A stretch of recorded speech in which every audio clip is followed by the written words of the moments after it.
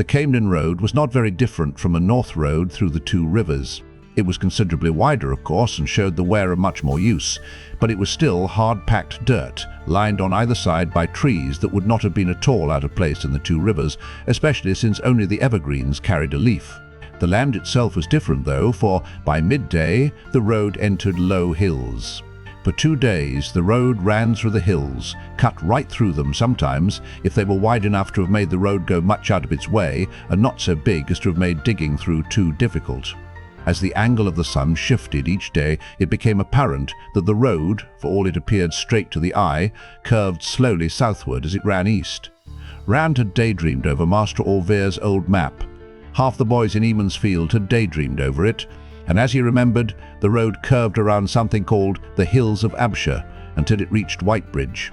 From time to time, Lan had them dismount atop one of the hills, where he could get a good view of the road both ahead and behind, and the surrounding countryside as well. The warder would study the view, while the others stretched their legs or sat under the trees and ate. "I used to like cheese," Egwene said on the 3rd day after leaving Baerlon. She sat with her back to the bole of a tree, grimacing over a dinner that was once again the same as breakfast, as supper would be. Not a chance of tea. Nice hot tea.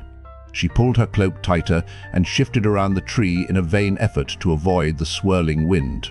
"Flatwort tea and andalay root," Nynaeve was saying to Moiraine, "are best for fatigue. They clear the head and dim the burn in tired muscles." "I am sure they do," the Aes Sedai murmured, giving Nynaeve a sidelong glance. Nynaeve's jaw tightened, but she continued in the same tone. "Now, if you must go without sleep." "Or. No tea," Lan said sharply to Egwene. "No fire. We can't see them yet, but they are back there somewhere, a fade or two and their trollocs, and they know we are taking this road. No need to tell them exactly where we are." "I wasn't asking," Egwene muttered into her cloak. "Just regretting." "If they know we're on the road," Perrin asked, "why don't we go straight across to Whitebridge?" "Even Lan cannot travel as fast cross-country as by road," Moiraine said, interrupting Nynaeve, "especially not through the hills of Abshire." The wisdom gave an exasperated sigh. Rand wondered what she was up to after ignoring the Aes Sedai completely for the first day. Nynaeve had spent the last 2 trying to talk to her about herbs. Moiraine moved away from the wisdom as she went on. "Why do you think the road curves to avoid them? And we would have to come back to this road eventually. We might find them ahead of us instead of following." Rand looked doubtful, and Mat muttered something about the long way round. "Have you seen a farm this morning?" Lan asked. "Or even the smoke from a chimney?" "You haven't, because it's all wilderness from Baerlon to Whitebridge, and Whitebridge is where we must cross the Arenelle. That is the only bridge spanning the Arenelle south of Maradon in Saldea." Tom snorted and blew out his moustaches. "What is to stop them from having something at Whitebridge already?" From the west came the keening wail of a horn. Lan's head whipped around to stare back down the road behind them. Rand felt a chill. A part of him remained calm enough to think, 10 miles, no more.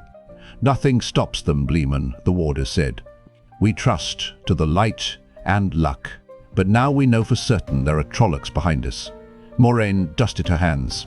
"It is time for us to move on." The Aes Sedai mounted her white mare.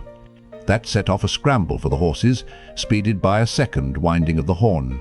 This time others answered, the thin sounds floating out of the west like a dirge.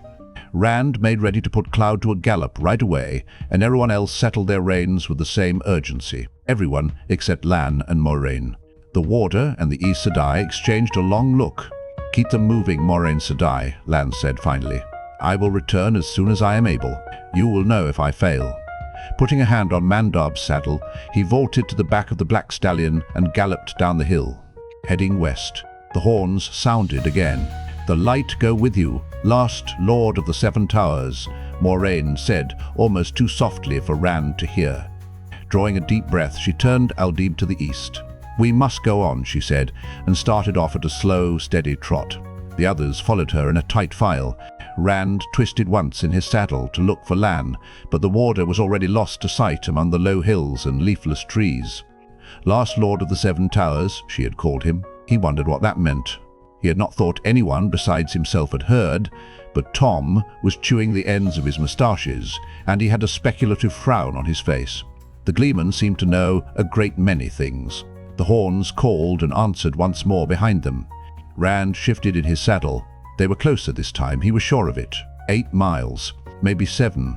Matt and Egwene looked over their shoulders, and Perrin hunched as if he expected something to hit him in the back. Nynaeve rode up to speak to Moiraine. "Can't we go any faster?" she asked. "Those horns are getting closer." The Aes Sedai shook her head. "And why do they let us know they are there? Perhaps so we will hurry on without thinking of what might be ahead." They kept on at the same steady pace. At intervals the horns gave cry behind them, and each time the sound was closer. Rand tried to stop thinking of how close, but the thought came unbidden at every brazen wail. 5 miles, he was thinking anxiously, when Lan suddenly burst around the hill behind them at a gallop. He came abreast of Moiraine, reining in the stallion. At least 3 fists of Trollocs, each led by a halfman. Maybe 5. "If you were close enough to see them," Egwene said worriedly, "they could have seen you. They could be right on your heels." He was not seen. Nynaeve drew herself up as everyone looked at her. "I followed his trail, remember." "Hush," Moiraine commanded. "Lan is telling us there are perhaps 500 Trollocs behind us." A stunned silence followed. Then Lan spoke again. "And they are closing the gap. They will be on us in an hour or less." Half to herself, the Aes Sedai said, "If they had that many before, why were they not used at Emon's Field? If they did not, how did they come here since?" "They are spread out to drive us before them," Lan said, with scouts quartering ahead of the main parties. "Driving us toward what?" Moiraine mused. As if to answer her, a horn sounded in the distance to the west, a long moan that was answered this time by others, all ahead of them. Moiraine stopped Aldeeb. The others followed her lead, Tom and the Emon's field folk looking around fearfully. Horns cried out before them and behind. Rand thought they held a note of triumph. "What do we do now?" Nynaeve demanded angrily. "Where do we go?" "All that is left is north or south," Moiraine said, more thinking aloud than answering the wisdom. "To the south are the hills of Abshur, barren and dead, and the Tarran, with no way to cross and no traffic by boat. To the north we can reach the Arenelle before nightfall, and there will be a chance of a trader's boat, if the ice has broken at Maradon." "There is a place the Trollocs will not go," Lan said, but Moiraine's head whipped around sharply. "No," she motioned to the warder, and he put his head close to hers so their talk could not be overheard. The horns winded, and Rand's horse danced nervously. "They're trying to frighten us," Tom growled, attempting to steady his mount.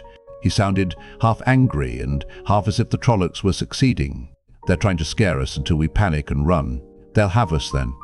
Egwene's head swung with every blast of a horn, staring first ahead of them, then behind, as if looking for the first Trollocs. Rand wanted to do the same thing, but he tried to hide it. He moved Cloud closer to her. "We go north," Moiraine announced. The horns keened shrilly as they left the road and trotted into the surrounding hills. The hills were low, but the way was all up and down, with never a flat stretch, beneath bare-branched trees and through dead undergrowth. The horses climbed laboriously up one slope only to canter down the other. Lan set a hard pace, faster than they had used on the road. Branches lashed Rand across the face and chest.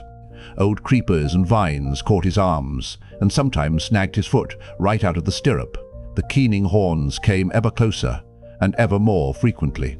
As hard as Lan pushed them, they were not getting farther on very quickly. They travelled 2 feet up or down for everyone forward, and every foot was a scrambling effort, and the horns were coming nearer. 2 miles, he thought, maybe less. After a time, Lan began peering first one way, then another, the hard planes of his face as close to worry as Rand had seen them. Once the warder stood in his stirrups to stare back the way they had come. All Rand could see were trees. Lan settled back into his saddle and unconsciously pushed back his cloak to clear his sword as he resumed searching the forest. Rand met Matt's eye questioningly, but Matt only grimaced at the warder's back and shrugged helplessly. Lan spoke then over his shoulder. "There are Trollocs nearby." They topped a hill and started down the other side. "Some of the scouts sent ahead of the rest, probably. If we come on them, stay with me at all costs, and do as I do.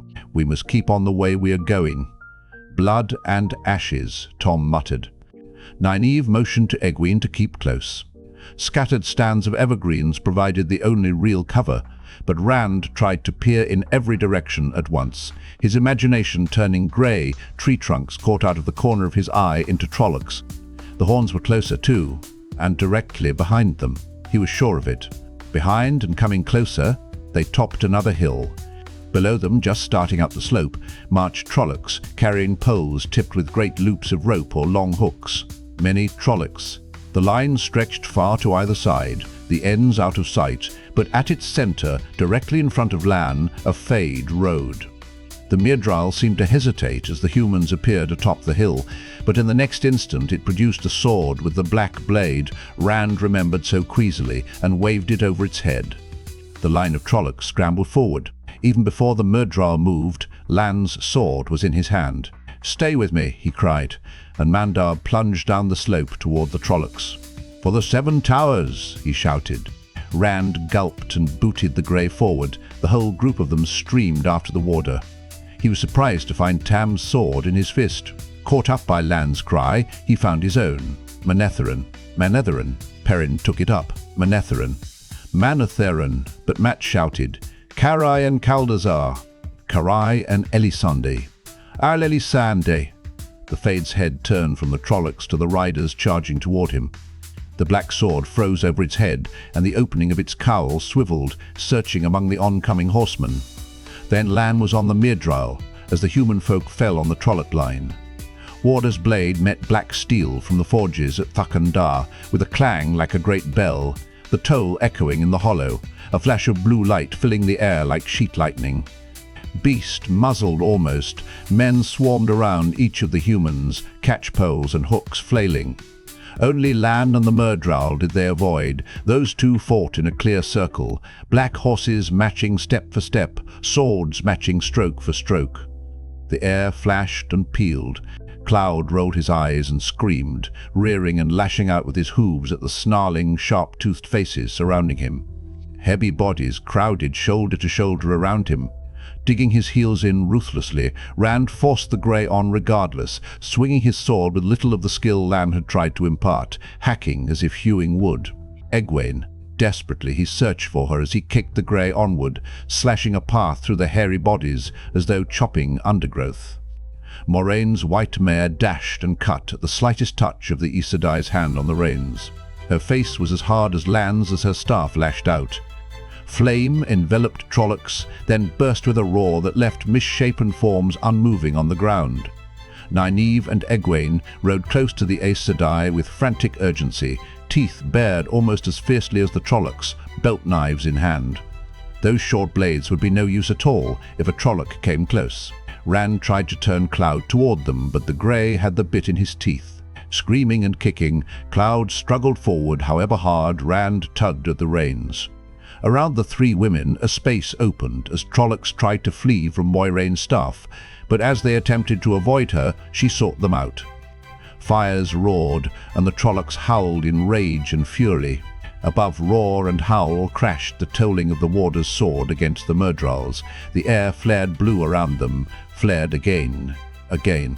A noose on the end of a pole swept at Rand's head.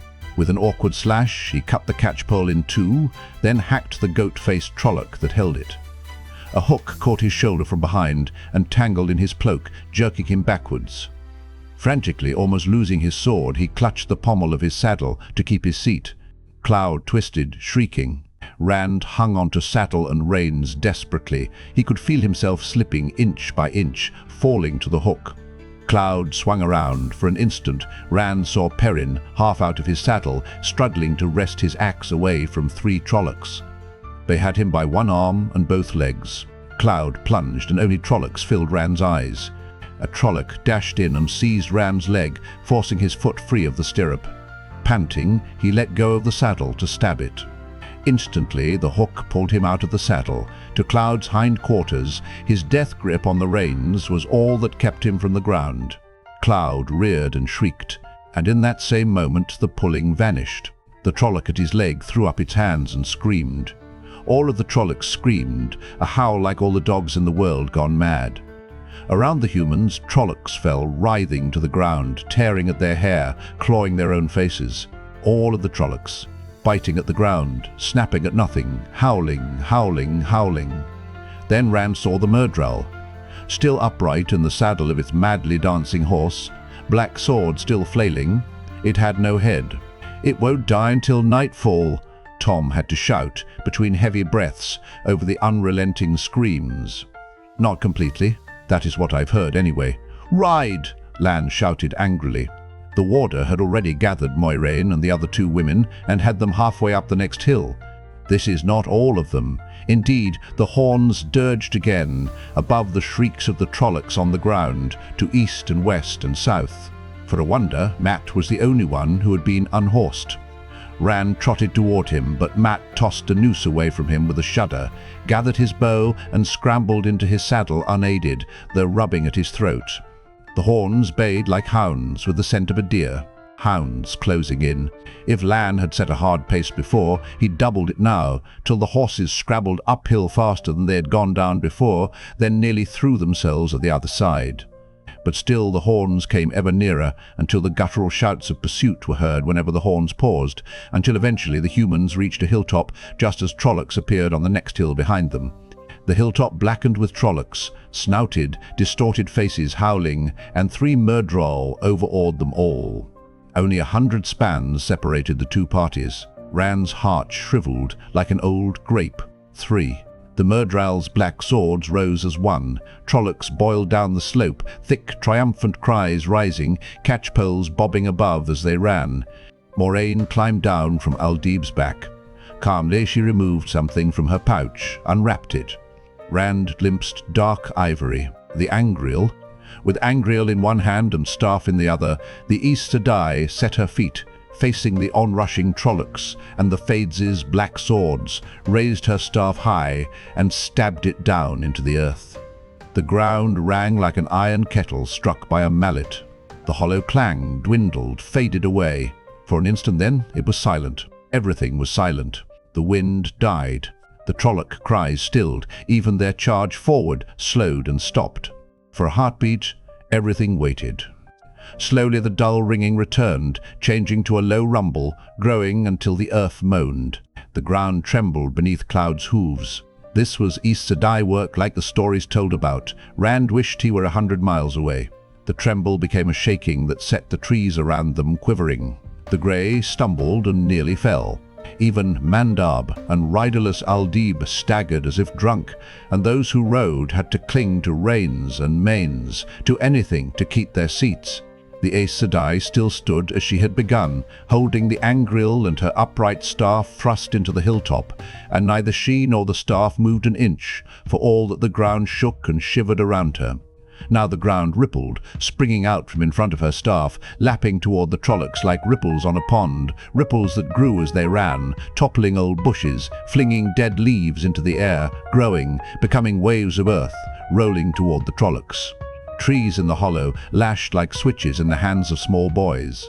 On the far slope, Trollocs fell in heaps, tumbled over and over by the raging earth. Yet as if the ground were not rearing all around them, the Myrddraal moved forward in a line, their dead black horses never missing a step, every hoof in unison. Trollocs rolled on the ground all about the black steeds, howling and grabbing at the hillside that heaved them up, but the Myrddraal came slowly on. Moiraine lifted her staff, and the earth stilled, but she was not done. She pointed to the hollow between the hills, and flame gouted from the ground, a fountain 20 feet high. She flung her arms wide, and the fire raced to left and right as far as the eye could see, spreading into a wall separating humans and Trollocs. The heat made Rand put his hands in front of his face, even on the hilltop. The Myrddraal's black mounts, whatever strange powers they had, screamed at the fire, reared, and fought their riders as the Myrddraal beat at them, trying to force them through the flames. "Blood and ashes," Mat said faintly. Rand nodded numbly. Abruptly, Moiraine wavered and would have fallen had Lan not leaped from his horse to catch her. "Go on," he told the others. The harshness of his voice was at odds with the gentle way he lifted the Aes Sedai to her saddle. "That fire won't burn forever. Hurry. Every minute counts." The wall of flame roared as if it would indeed burn forever, but Rand did not argue. They galloped northward as fast as they could make their horses go. The horns in the distance shrilled out disappointment, as if they already knew what had happened, then fell silent. Lan and Moiraine soon caught up with the others, though Lan led Aldib by the reins, while the Aes Sedai swayed and held the pommel of her saddle with both hands. "I will be all right soon," she said to their worried looks. She sounded tired yet confident, and her gaze was as compelling as ever. "I'm not at my strongest when working with earth and fire." A small thing. The two of them moved into the lead again at a fast walk. Rand did not think Moiraine could stay in the saddle at any faster pace. Nynaeve rode forward beside the Aes Sedai, steadying her with a hand. For a time, as the party went on across the hills, the two women whispered. Then the wisdom delved into her cloak and handed a small packet to Moiraine. Moiraine unfolded it and swallowed the contents. Nynaeve said something more, then fell back with the others, ignoring their questioning looks. Despite their circumstances, Rand thought she had a slight look of satisfaction. He did not really care what the wisdom was up to. He rubbed the hilt of his sword continually, and whenever he realized what he was doing, he stared down at it in wonder. So that's what a battle is like. He could not remember much of it, not any particular part. Everything ran together in his head, a melted mass of hairy faces and fear. Fear and heat. It had seemed as hot as a midsummer noon while it was going on. He could not understand that. The icy wind was trying to freeze beads of perspiration all over his face and body. He glanced at his two friends. Mat was scrubbing sweat off his face with the edge of his cloak. Perrin, staring at something in the distance and not liking what he was seeing, appeared unaware of the beads glistening on his forehead. The hills grew smaller, and the land began to level out, but instead of pressing on, Lan stopped. Nynaeve moved as if to rejoin Moiraine, but the warder's look kept her away. He and the Aes Sedai rode ahead and put their heads together, and from Moiraine's gestures, it became apparent they were arguing. Nynaeve and Tom stared at them, the wisdom frowning worriedly, the gleeman muttering under his breath and pausing to stare back the way they had come. But everyone else avoided looking at them altogether. Who knew what might come out of an argument between an Aes Sedai and a warder? After a few minutes, Egwene spoke to Rand quietly, casting an uneasy eye at the still arguing pair. "Those things you were shouting at the Trollocs." She stopped, as if unsure how to proceed. "What about them?" Rand asked. He felt a little awkward. Walkries were all right for warders. Two Rivers folk did not do things like that, whatever Moiraine said. But if she made fun of him over it... Mat must have repeated that story 10 times. "And badly," Tom put in. Mat grunted in protest. "However he told it," Rand said, "we've all heard it any number of times.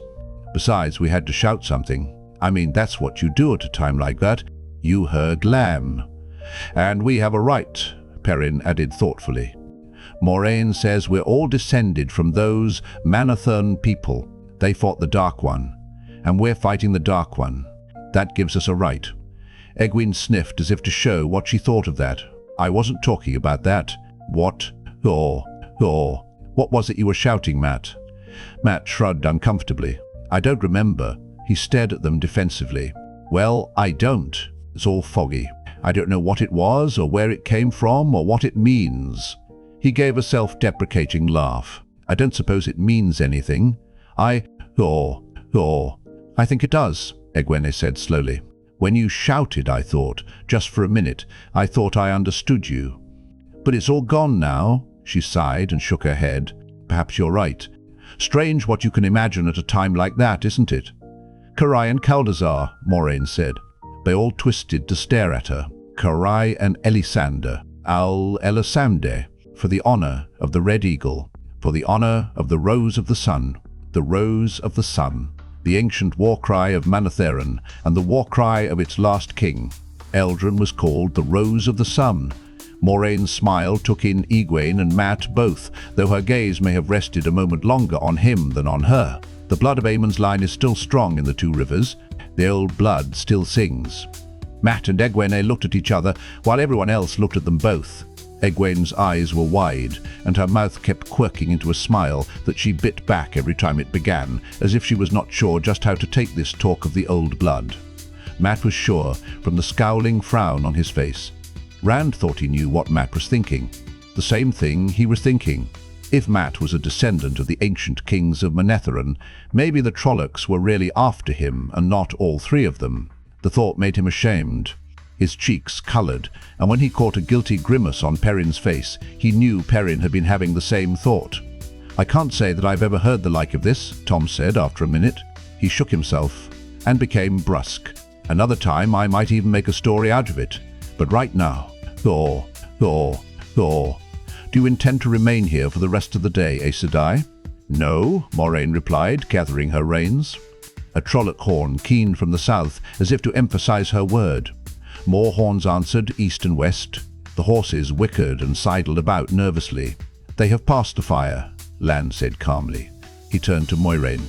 "You are not strong enough for what you intend, not yet, not without rest, and neither Myrddraal nor Trolloc will enter that place." Moiraine raised a hand as if to cut him off, then sighed and let it fall instead. "Very well," she said irritably. "You are right, I suppose, but I would rather there was any other choice." She pulled her staff from under the girth strap of her saddle. "Gather in around me, all of you, as close as you can. Closer." Rand urged Cloud nearer the Aes Sedai's mare. At Moiraine's insistence, they kept on crowding closer in a circle around her until every horse had its head stretched over the croup or withers of another. Only then was the Aes Sedai satisfied. Then, without speaking, she stood in the stirrups and swung her staff over their heads, stretching to make certain it covered everyone. Rand flinched each time the staff passed over him. A tingle ran through him with every pass. He could have followed the staff without seeing it, just by following the shivers as it moved over people. It was no surprise to him that Lan was the only one not affected. Abruptly, Moiraine thrust the staff out to the west. Dead leaves whirled into the air and branches whipped, as if a dust devil ran along the line she pointed to. As the invisible whirlwind vanished from sight, she settled back into her saddle with a sigh. "To the Trollocs," she said, "our scents and our tracks will seem to follow that. The Myrddraal will see through it in time, but by then..." Thor. "By then," Lan said, "we will have lost ourselves." "Your staff is very powerful," Egwene said, earning a sniff from Nynaeve. Moiraine made a clicking sound. "I have told you, child, things do not have power. The one power comes from the true source, and only a living mind can wield it. This is not even an angriel, merely an aid to concentration." Wearily, she slid the staff back under her girth strap. "Lan, follow me," the warder said, "and keep quiet. It will ruin everything if the Trollocs hear us."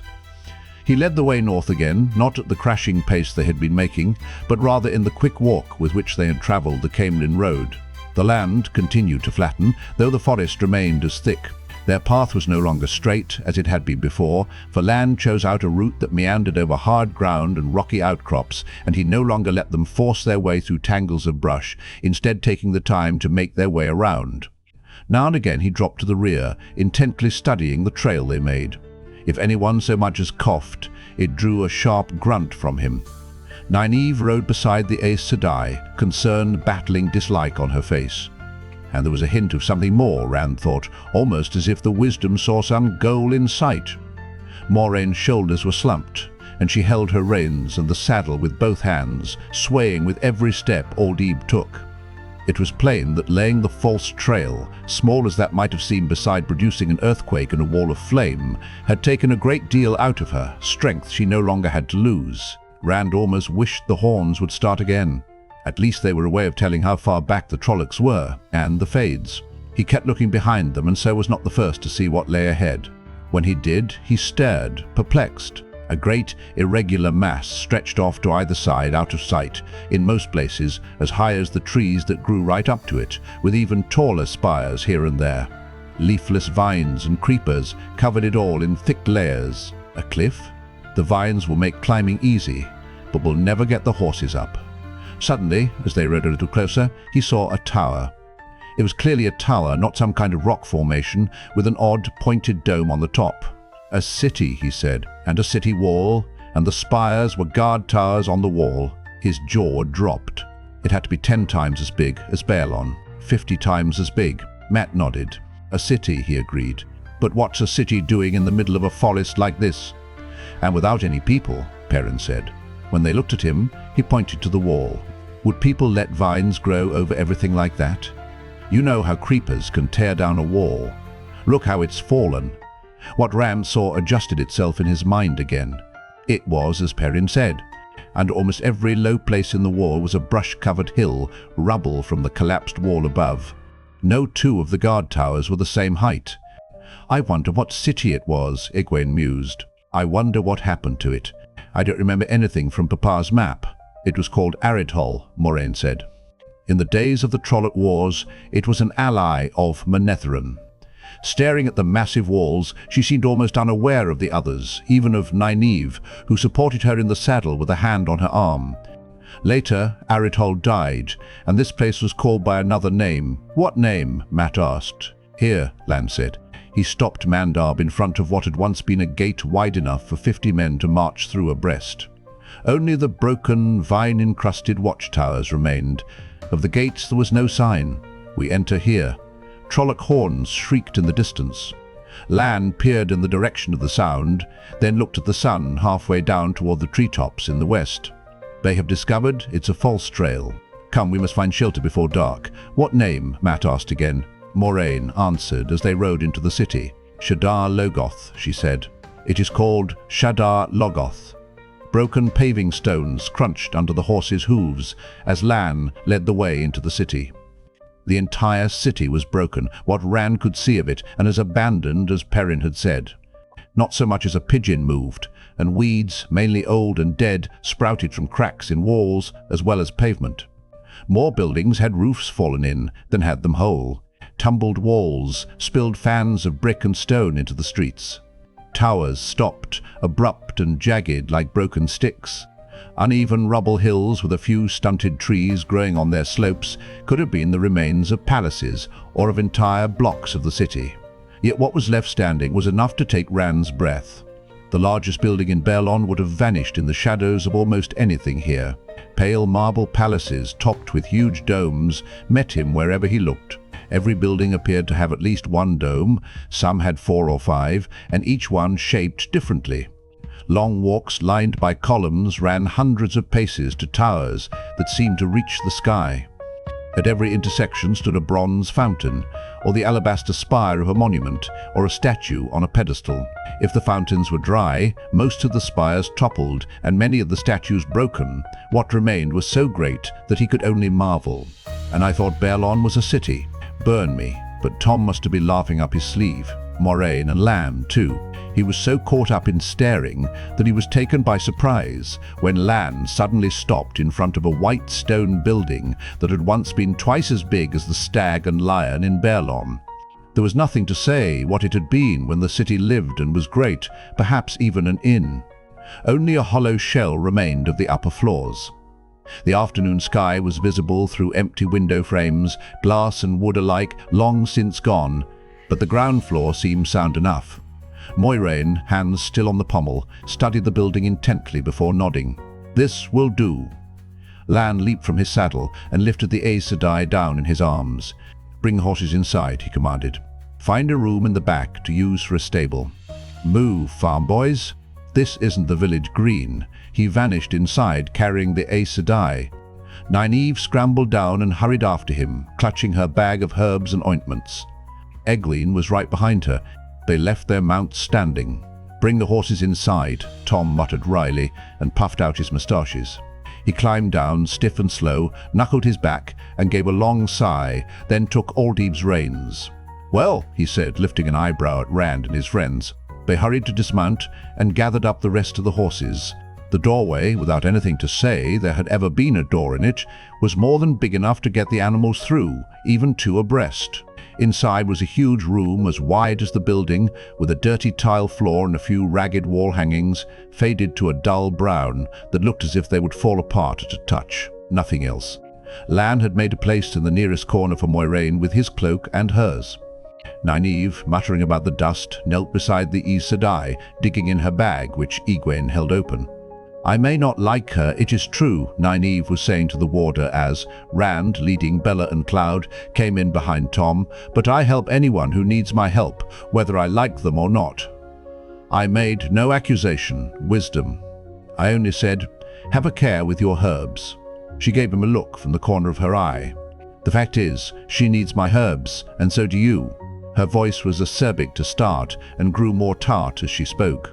The fact is, she can only do so much, even with her one power, and she has done about as much as she can without collapsing. The fact is, your sword cannot help her now, Lord of the Seven Towers, but my herbs can.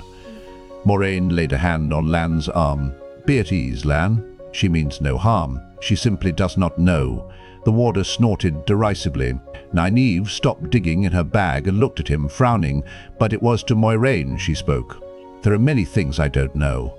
What thing is this? For one, Moraine replied, all I truly need is a little rest. For another, I agree with you. Your skills and knowledge will be more useful than I thought. Now, if you have something that will help me sleep for an hour and not leave me groggy, a wheat tea of foxtail, maricin, and...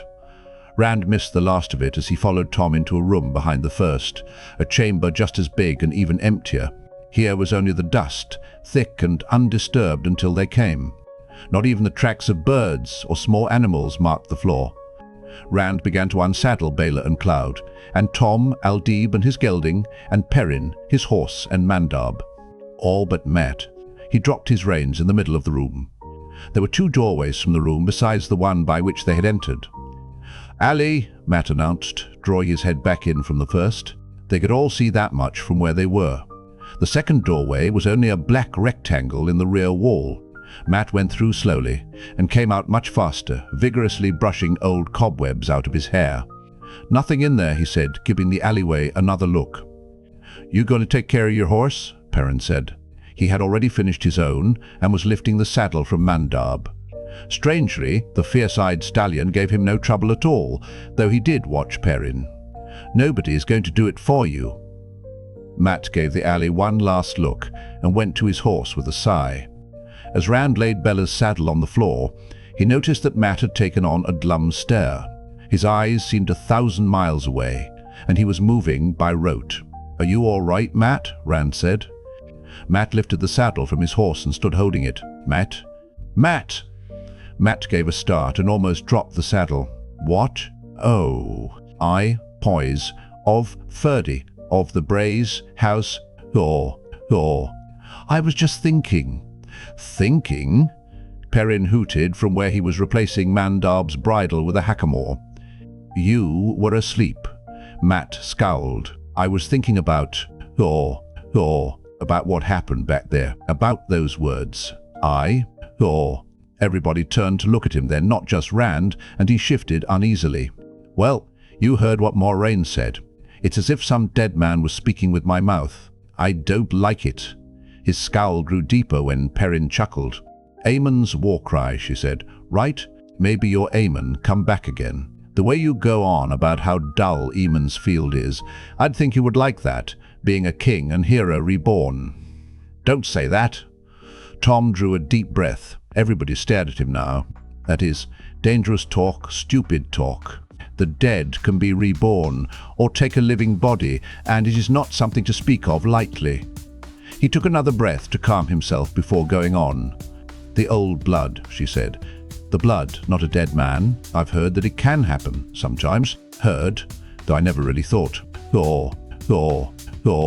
It was your roots, boy.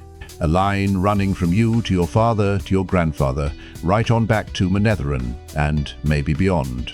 Well, now you know your family is old. You ought to let it go at that and be glad. Most people don't know much more than that they had a father. Some of us can't even be sure of that," Rand thought bitterly. Maybe the wisdom was right. Light, I hope she was. Matt nodded at what the Gleeman said. "I suppose I should. Only, Thor, do you think it has anything to do with what's happened to us? The Trollocs and all? I mean, Thor. Oh, I don't know what I mean. I think you ought to forget about it and concentrate on getting out of here safely." Tom produced his long-stemmed pipe from inside his cloak. "And I think I am going to have a smoke." With a waggle of the pipe in their direction, he disappeared into the front room. "We're all in this together, not just one of us," Rand told Matt. Matt gave himself a shake and laughed, a short bark. "Right. Well, speaking of being in things together, now that we're done with the horses, why don't we go see a little more of this city? A real city, and no crowds to jostle your elbow and poke you in the ribs. Nobody looking down their long noses at us. There's still an hour, maybe two, of daylight left. Aren't you forgetting the Trollocs? Perrin said. Matt shook his head scornfully. Lan said they wouldn't come in here, remember? You need to listen to what people say. I remember, Perrin said, and I do listen. This city, Aridhol, was an ally of Manetheren. See, I listen. Aridhol must have been the greatest city in the Trolloc Wars, Rand said, for the Trollocs to still be afraid of it. They weren't afraid to come into the two rivers, and Moiraine said Manetheren was, how did she put it, a thorn to the Dark One's foot. Perrin raised his hands. Don't mention the Shepherd of the Night. Please? What do you say? Matt laughed. Let's go. We should ask Moiraine, Perrin said, and Matt threw up his hands. Ask Moiraine? You think she'll let us out of her sight? And what about Nynaeve? Blood and ashes, Perrin. Why not ask Mistress Luhan while you're about it? Perrin nodded reluctant agreement, and Matt turned to Rand with a grin. What about you? A real city? With palaces? He gave a sly laugh. And no white cloaks to stare at us. Rand gave him a dirty look, but he hesitated only a minute. Those palaces were like a gleeman's tale. All right. Stepping softly so as not to be heard in the front room, they left by the alley, following it away from the front of the building to a street on the other side. They walked quickly, and when they were a block away from the white stone building, Matt suddenly broke into a capering dance. Free, he laughed. Free. He slowed until he was turning a circle, staring at everything and still laughing. The afternoon shadows stretched long and jagged, and the sinking sun made the ruined city golden. Did you ever even dream of a place like this? Did you? Perrin laughed too, but Rand shrugged uncomfortably. This was nothing like the city in his first dream, but just the same. Thor. If we're going to see anything, he said, we had better get on with it. There isn't much daylight left. Matt wanted to see everything, it seemed, and he pulled the others along with his enthusiasm. They climbed over dusty fountains with basins wide enough to hold everybody in Eamon's field, and wandered in and out of structures chosen at random, but always the biggest they could find. Some they understood, and some not. A palace was plainly a palace, but what was a huge building that was one round white dome as big as a hill outside and one monstrous room inside? And a walled place, open to the sky and big enough to have held all of Eamon's field, surrounded by row on row on row of stone benches. Matt grew impatient when they found nothing but dust or rubble or colorless rags of wall hangings that crumbled at a touch. Once some wooden chairs stood stacked against a wall, they all fell to bits when Perrin tried to pick one up. The palaces, with their huge empty chambers, some of which could have held the Winespring Inn with room to spare on every side and above as well, made Rand think too much of the people who had once filled them. He thought everybody in the two rivers could have stood under that round dome, and as for the place with the stone benches, Thor. He could almost imagine he could see the people in the shadows, staring in disapproval at the three intruders disturbing their rest. Finally, even Matt, tired, grand as the buildings were, and remembered that he had had only an hour's sleep the night before. Everyone began to remember that. Yawning, they sat on the steps of a tall building, fronted by row on row of tall stone columns, and argued about what to do next. Go back, Rand said, and get some sleep. He put the back of his hand against his mouth. When he could talk again, he said, sleep. That's all I want. You can sleep any time, Matt said determinedly. Look at where we are, a ruined city. Treasure? Perrin's jaws cracked. There isn't any treasure here. There isn't anything but dust. Rand shaded his eyes against the sun, a red ball sitting close to the rooftops. It's getting late, Matt. It'll be dark soon. There could be treasure, Matt maintained stoutly. Anyway, I want to climb one of the towers. Look at that one over there. It's whole. I'll bet you could see for miles from up there. What do you say? The towers are not safe, said a man's voice behind them. Rand leaped to his feet and spun around, clutching his sword hilt, and the others were just as quick. A man stood in the shadows among the columns at the top of the stairs. He took half a step forward, raised his hand to shield his eyes, and stepped back again. Forgive me, he said smoothly. I've been quite a long time in the dark inside. My eyes are not yet used to the light. Who are you? Ram thought the man's accent sounded odd, even after Baerlon. Some words he pronounced strangely, so Rand could barely understand them. What are you doing here? We thought the city was empty. I am Mordoth." He paused as if expecting them to recognize the name. When none of them gave any sign of doing so, he muttered something under his breath and went on. "I could ask the same questions of you. There has been no one in Aridhol for a long time. A long, long time. I would not have thought to find 3 young men wandering its streets." "We're on our way to Caemlyn," Rand said. "We stopped to take shelter for the night."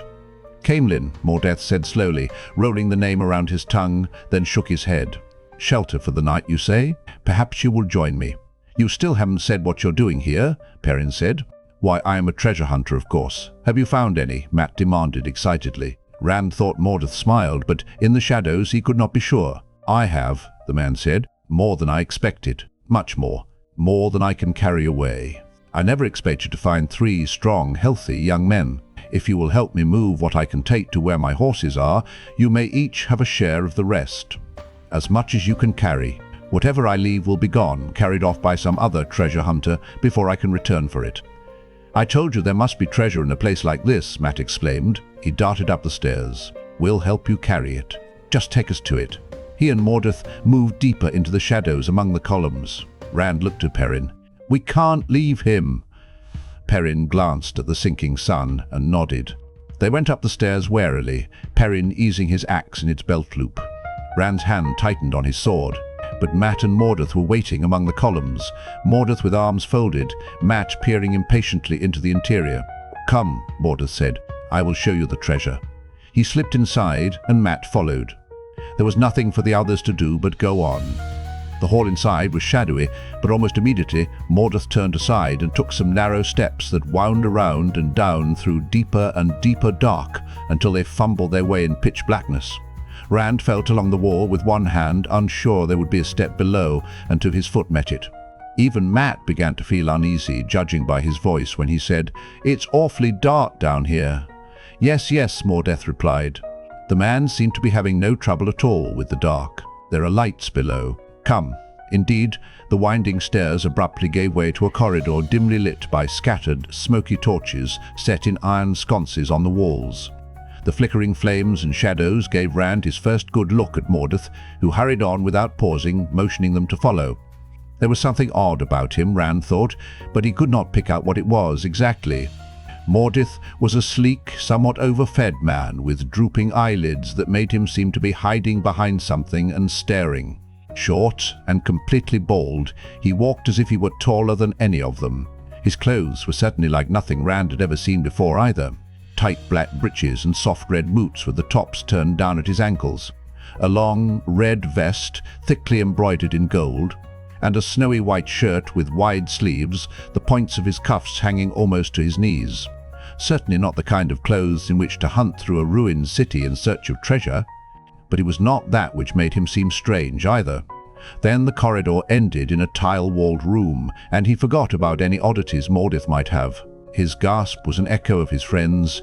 Here, too, light came from a few torches staining the ceiling with their smoke and giving everyone more than one shadow, but that light was reflected 1,000 times by the gems and gold piled on the floor, mounds of coins and jewelry, goblets and plates and platters, gilded gem-encrusted swords and daggers, all heaped together carelessly in waist-high mounds. With a cry, Mat ran forward and fell to his knees in front of one of the piles.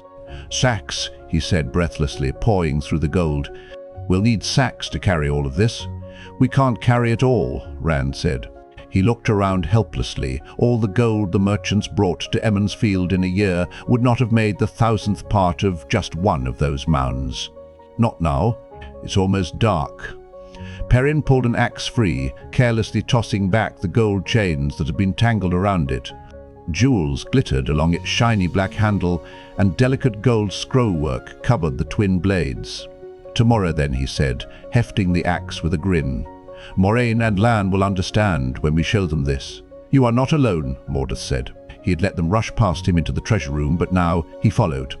"Who else is with you?" Mat, wrist deep in the riches before him, answered absently. "Moraine and Lan. And then there's Nynaeve and Egwene and Tom. He's a gleeman. We're going to Tar Valon." Rand caught his breath. Then the silence from Mordoth made him look at the man. Rage twisted Mordoth's face, and fear too. his lips pulled back from his teeth. Tar Valon. He shook clenched fists at them. Tar Valon. You said you were going to this. This. Caemlyn. You lied to me. If you still want, Perrin said to Mordeth, we'll come back tomorrow and help you. Carefully, he set the axe back on the heap of gem-encrusted chalices and jewelry. If you want, no. That is, Panting, Mordeth shook his head as if he could not decide. Take what you want. Take what you want. Except, except, Suddenly Rand realized what had been nagging at him about the man. The scattered torches in the hallway had given each of them a ring of shadows, just as the torches in the treasure room did. Only, He was so shocked he said it out loud. You don't have a shadow. A goblet fell from Mat's hand with a crash. Mordeth nodded, and for the first time his fleshy eyelids opened all the way. His sleek face suddenly appeared pinched and hungry. So, he stood straighter, seeming taller. It is decided. Abruptly, there was no seeming to it.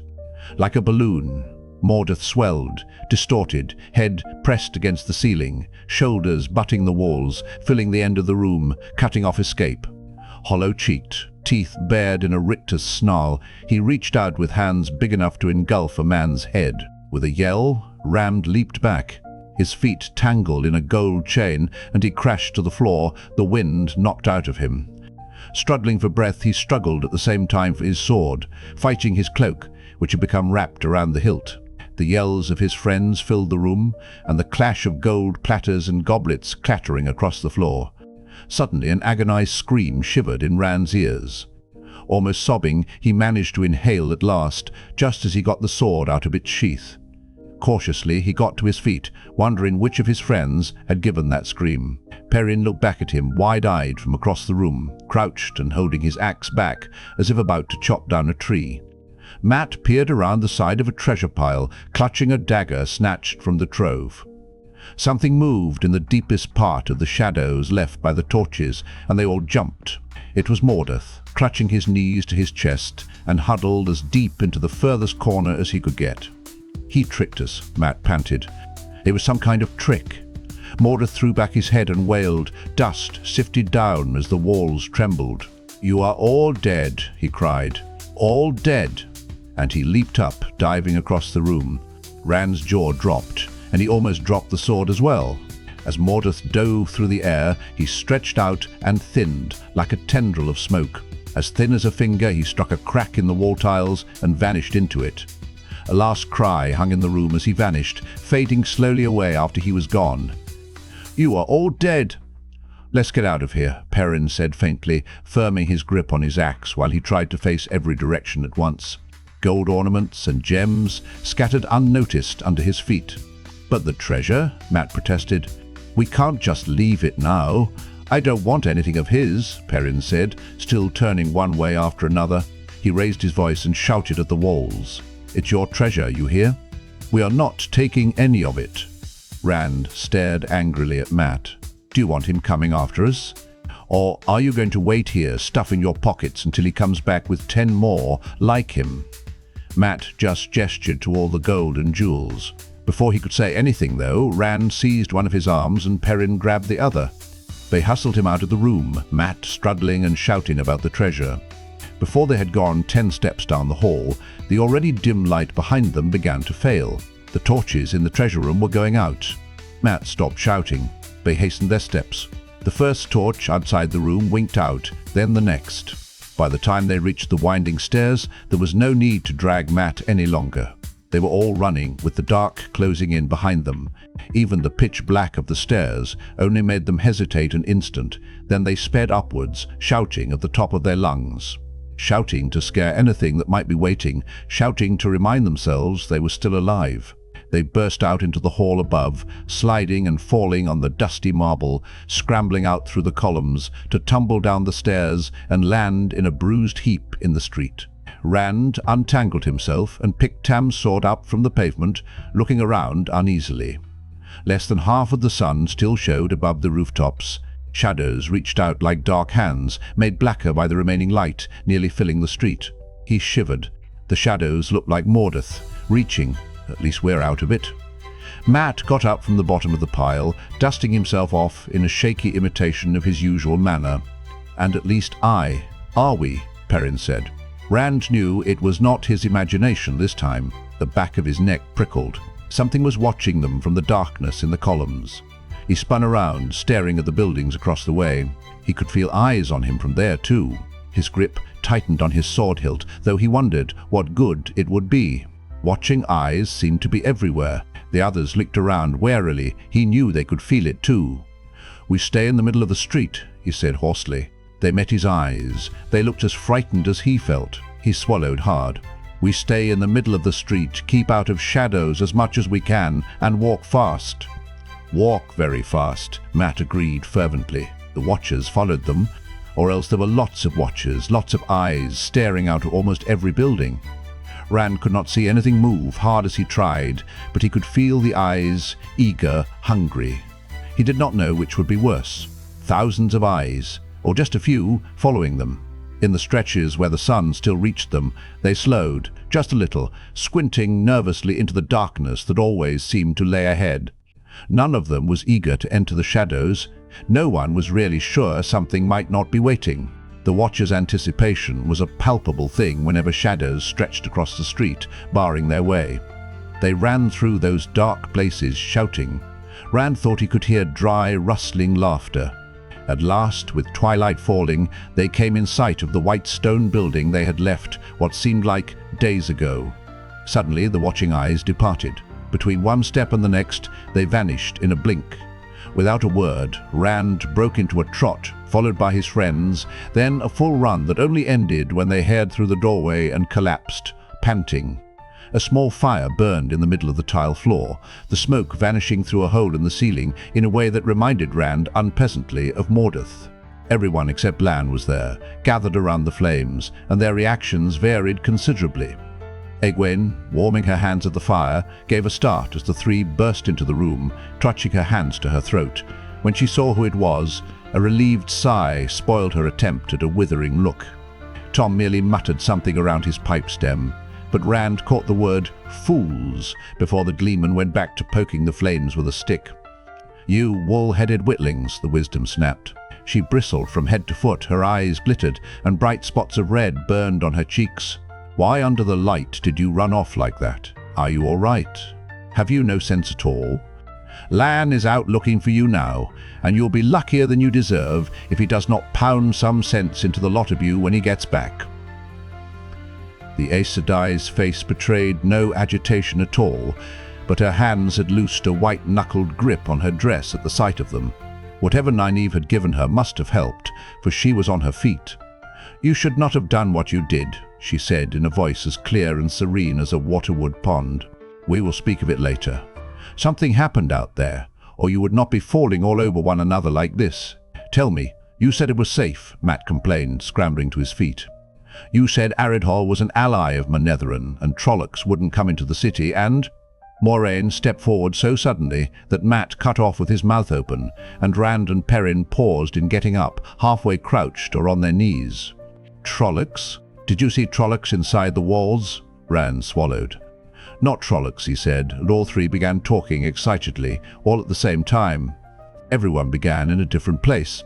Matt started with finding the treasure, sounding almost as if he had done it alone, while Perrin began explaining why they had gone off in the first place without telling anyone. Rand jumped right to what he thought was important, meeting the stranger among the columns. But they were all so excited that nobody told anything in the order it happened. Whenever one of them thought of something, he blurted it out with no regard for what came before or after, or for who was saying what. The Watchers. They all babbled about the Watchers. It made the whole tale close to incoherent, but their fear came through. Egwene began casting uneasy glances at the empty windows fronting the street. Out there, the last remnants of twilight were fading. The fire seemed very small and dim. Tom took his pipe from between his teeth and listened with his head cocked, frowning. Moraine's eyes showed concern, but not an undue amount. Until... Suddenly, the Aes Sedai hissed and grabbed Rand's elbow in a tight grip. "Mordoth, are you sure of that name? Be very sure, all of you." Morgoth, they murmured a chorus. Yes, taken aback by the Aes Sedai's intensity. Did he touch you? She asked them all. Did he give you anything, or did you do anything for him? I must know. No, Rand said. None of us. None of those things. Perrin nodded agreement and added, all he did was try to kill us. Isn't that enough? He swelled up until he filled half the room, shouted that we were all dead men, then vanished. He moved his hand to demonstrate. Like smoke. Egwene gave a squeak. Mat twisted away petulantly. Safe, you said. All that talk about Trollocs not coming here. What were we supposed to think? Apparently you did not think at all, she said, coolly composed once more. Anyone who thinks would be wary of a place that Trollocs are afraid to enter. Mat's doing, Nynaeve said, certainty in her voice. He's always talking some mischief or other, and the others lose the little wits they were born with when they're around him. Moiraine nodded briefly, but her eyes remained on Rand and his two friends. Late in the Trolloc Wars, an army camped within these ruins. Trollocs, Dark Friends, Myrddraal, Dreadlords, thousands in all. When they did not come out, scouts were sent inside the walls. The scouts found weapons, bits of armor, and blood splattered everywhere, and messages scratched on walls in the Trolloc tongue, calling on the Dark One to aid them in their last hour. Men who came later found no trace of the blood or the messages. They had been scoured away. Halfmen and Trollocs remember still. That is what keeps them outside this place. And this is where you picked for us to hide, Rand said in disbelief. We'd be safer out there trying to outrun them. If you had not gone running off, Moiraine said patiently, you would know that I set wards around this building. A Myrddraal would not even know these wards were there, for it is a different kind of evil they are meant to stop, but what resides in Shadar Logoth will not cross them or even come too near. In the morning it will be safe for us to go. These things cannot stand the light of the sun. They will be hiding deep in the earth. Shadar Logoth? Egwene said uncertainly. I thought you said this city was called Aridhol. Once it was called Aridhol, Moiraine replied, and was one of the 10 nations, the lands that made the Second Covenant, the lands that stood against the Dark One from the first days after the breaking of the world. In the days when Thorin or Torin or Ban was king of Manetheren, the king of Aridhol was Balwin Mael, Balwin Ironhand. In a twilight of despair during the Trolloc Wars, when it seemed the father of lies must surely conquer, the man called Morgoth came to Balwin's court. The same man, Rand exclaimed, and Mat said, it couldn't be. A glance from Moiraine silenced them. Stillness filled the room, except for the Aes Sedai's voice. Before Morgoth had been long in the city, he had Balwin's ear, and soon he was second only to the king. Morgoth whispered poison in Balwin's ear, and Aridhol began to change. Aridhol drew in on itself, hardened. It was said that some would rather see Trollocs come than the men of Aridhol. The victory of the light is all. That was the battle cry Morgoth gave them, and the men of Aridhol shouted it while their deeds abandoned the light. The story is too long to tell in full and too grim, and only fragments are known even in Tar Valon. How Thorin's son, Caer, came to win Aridhol back to the Second Covenant, and Balwin sat his throne, a withered shell with the light of madness in his eyes, laughing while Morgoth smiled at his side and ordered the deaths of Caer and the embassy as friends of the dark. How Prince Caer came to be called Caer One Hand. How he escaped the dungeons of Aridhol and fled alone to the borderlands with Morgoth's unnatural assassins at his heels. How there he met Rhea, who did not know who he was, and married her, and set the skein in the pattern that led to his death at her hands, and hers by her own hand before his tomb, and the fall of Aleth Loriel. How the armies of Manetheren came to avenge Caer, and found the gates of Aridhol torn down, no living thing inside the walls, but something worse than death. No enemy had come to Aridhol but Aridhol. Suspicion and hate had given birth to something that fed on that which created it, something locked in the bedrock on which the city stood. Mashadar waits still, hungering. Men spoke of Aridhol no more. They named it Shadar Logoth, the place where the shadow waits, or more simply, shadows waiting. Morgoth alone was not consumed by Mashadar, but he was snared by it, and he too has waited within these walls through the long centuries. Others have seen him. Some he has influenced through gifts that twist the mind and taint the spirit, the taint waxing and waning until it rules. Or kills. If ever he convinces someone to accompany him to the walls, to the boundary of Mashadar's power, he will be able to consume the soul of that person. Morgoth will leave, wearing the body of the one he worse than killed, to wreak his evil on the world again. "The treasure," Perrin mumbled when she stopped. "He wanted us to help carry the treasure to his horses." His face was haggard. "I'll bet they were supposed to be outside the city somewhere." Rand shivered. "But we are safe now, aren't we?" Matt asked. "He didn't give us anything, and he didn't touch us. We're safe, aren't we, with the wards you set?" "We are safe," Moiraine agreed. "He cannot cross the ward lines, nor can any other denizen of this place, and they must hide from the sunlight, so we can leave safely once it is day. Now, try to sleep. The wards will protect us until Lan returns. He has been gone a long time." Nynaeve looked worriedly at the night outside. Full dark had fallen, as black as pitch. "Lan will be well," Moiraine said soothingly, and spread her blankets beside the fire while she spoke. "He was pledged to fight the Dark One before he left the cradle, a sword placed in his infant hands. Besides, I would know the minute of his death and the way of it, just as he would know mine. Rest, Nynaeve. All will be well." But as she was rolling herself into her blankets, she paused, staring at the street, as if she, too, would have liked to know what kept the warder. Rand's arms and legs felt like lead, and his eyes wanted to slide shut on their own, yet sleep did not come quickly, and once it did, he dreamed, muttering and kicking off his blankets. When he woke, it was suddenly, and he looked around for a moment before he remembered where he was. The moon was up, the last thin sliver before the new moon, its faint light defeated by the night. Everyone else was still asleep, though not all soundly. Egwene and his two friends twisted and murmured inaudibly. Tom's snores, soft for once, were broken from time to time by half-formed words. There was still no sign of Lamb. Suddenly he felt as if the wards were no protection at all. Anything at all could be out there in the dark. Telling himself he was being foolish, he added wood to the last coals of the fire. The blaze was too small to give much warmth, but it gave more light. He had no idea what had awakened him from his unpleasant dream. He had been a little boy again, carrying Tam's sword and with a cradle strapped to his back, running through empty streets pursued by Morgoth, who shouted that he only wanted his hand. And there had been an old man who watched them and cackled with mad laughter the whole time. He gathered his blankets and lay back, staring at the ceiling. He wanted very much to sleep, even if he had more dreams like the last one, but he could not make his eyes close. Suddenly the warder trotted silently out of the darkness into the room. Moiraine came awake and sat up as if he had rung a bell. Lan opened his hand. 3 small objects fell to the tiles in front of her with a clink of iron. 3 blood-red badges in the shape of horned skulls. "There are Trollocs inside the walls," Lan said. "They will be here in little more than an hour, and the Darvol are the worst of them." He began waking the others. Moiraine smoothly began folding her blankets. "How many? Do they know we are here?" She sounded as if there were no urgency at all. "I don't think they do," Lan replied. "There are well over 100, frightened enough to kill anything that moves, including one another. The halfmen are having to drive them.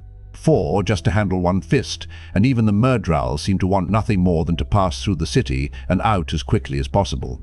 They are not going out of their way to search, and they're so slipshod that if they were not heading nearly straight for us, I would say we had nothing to worry about." He hesitated. "There is something else." "Only this," Lan said slowly. "The Murdral forced the Trollocs into the city."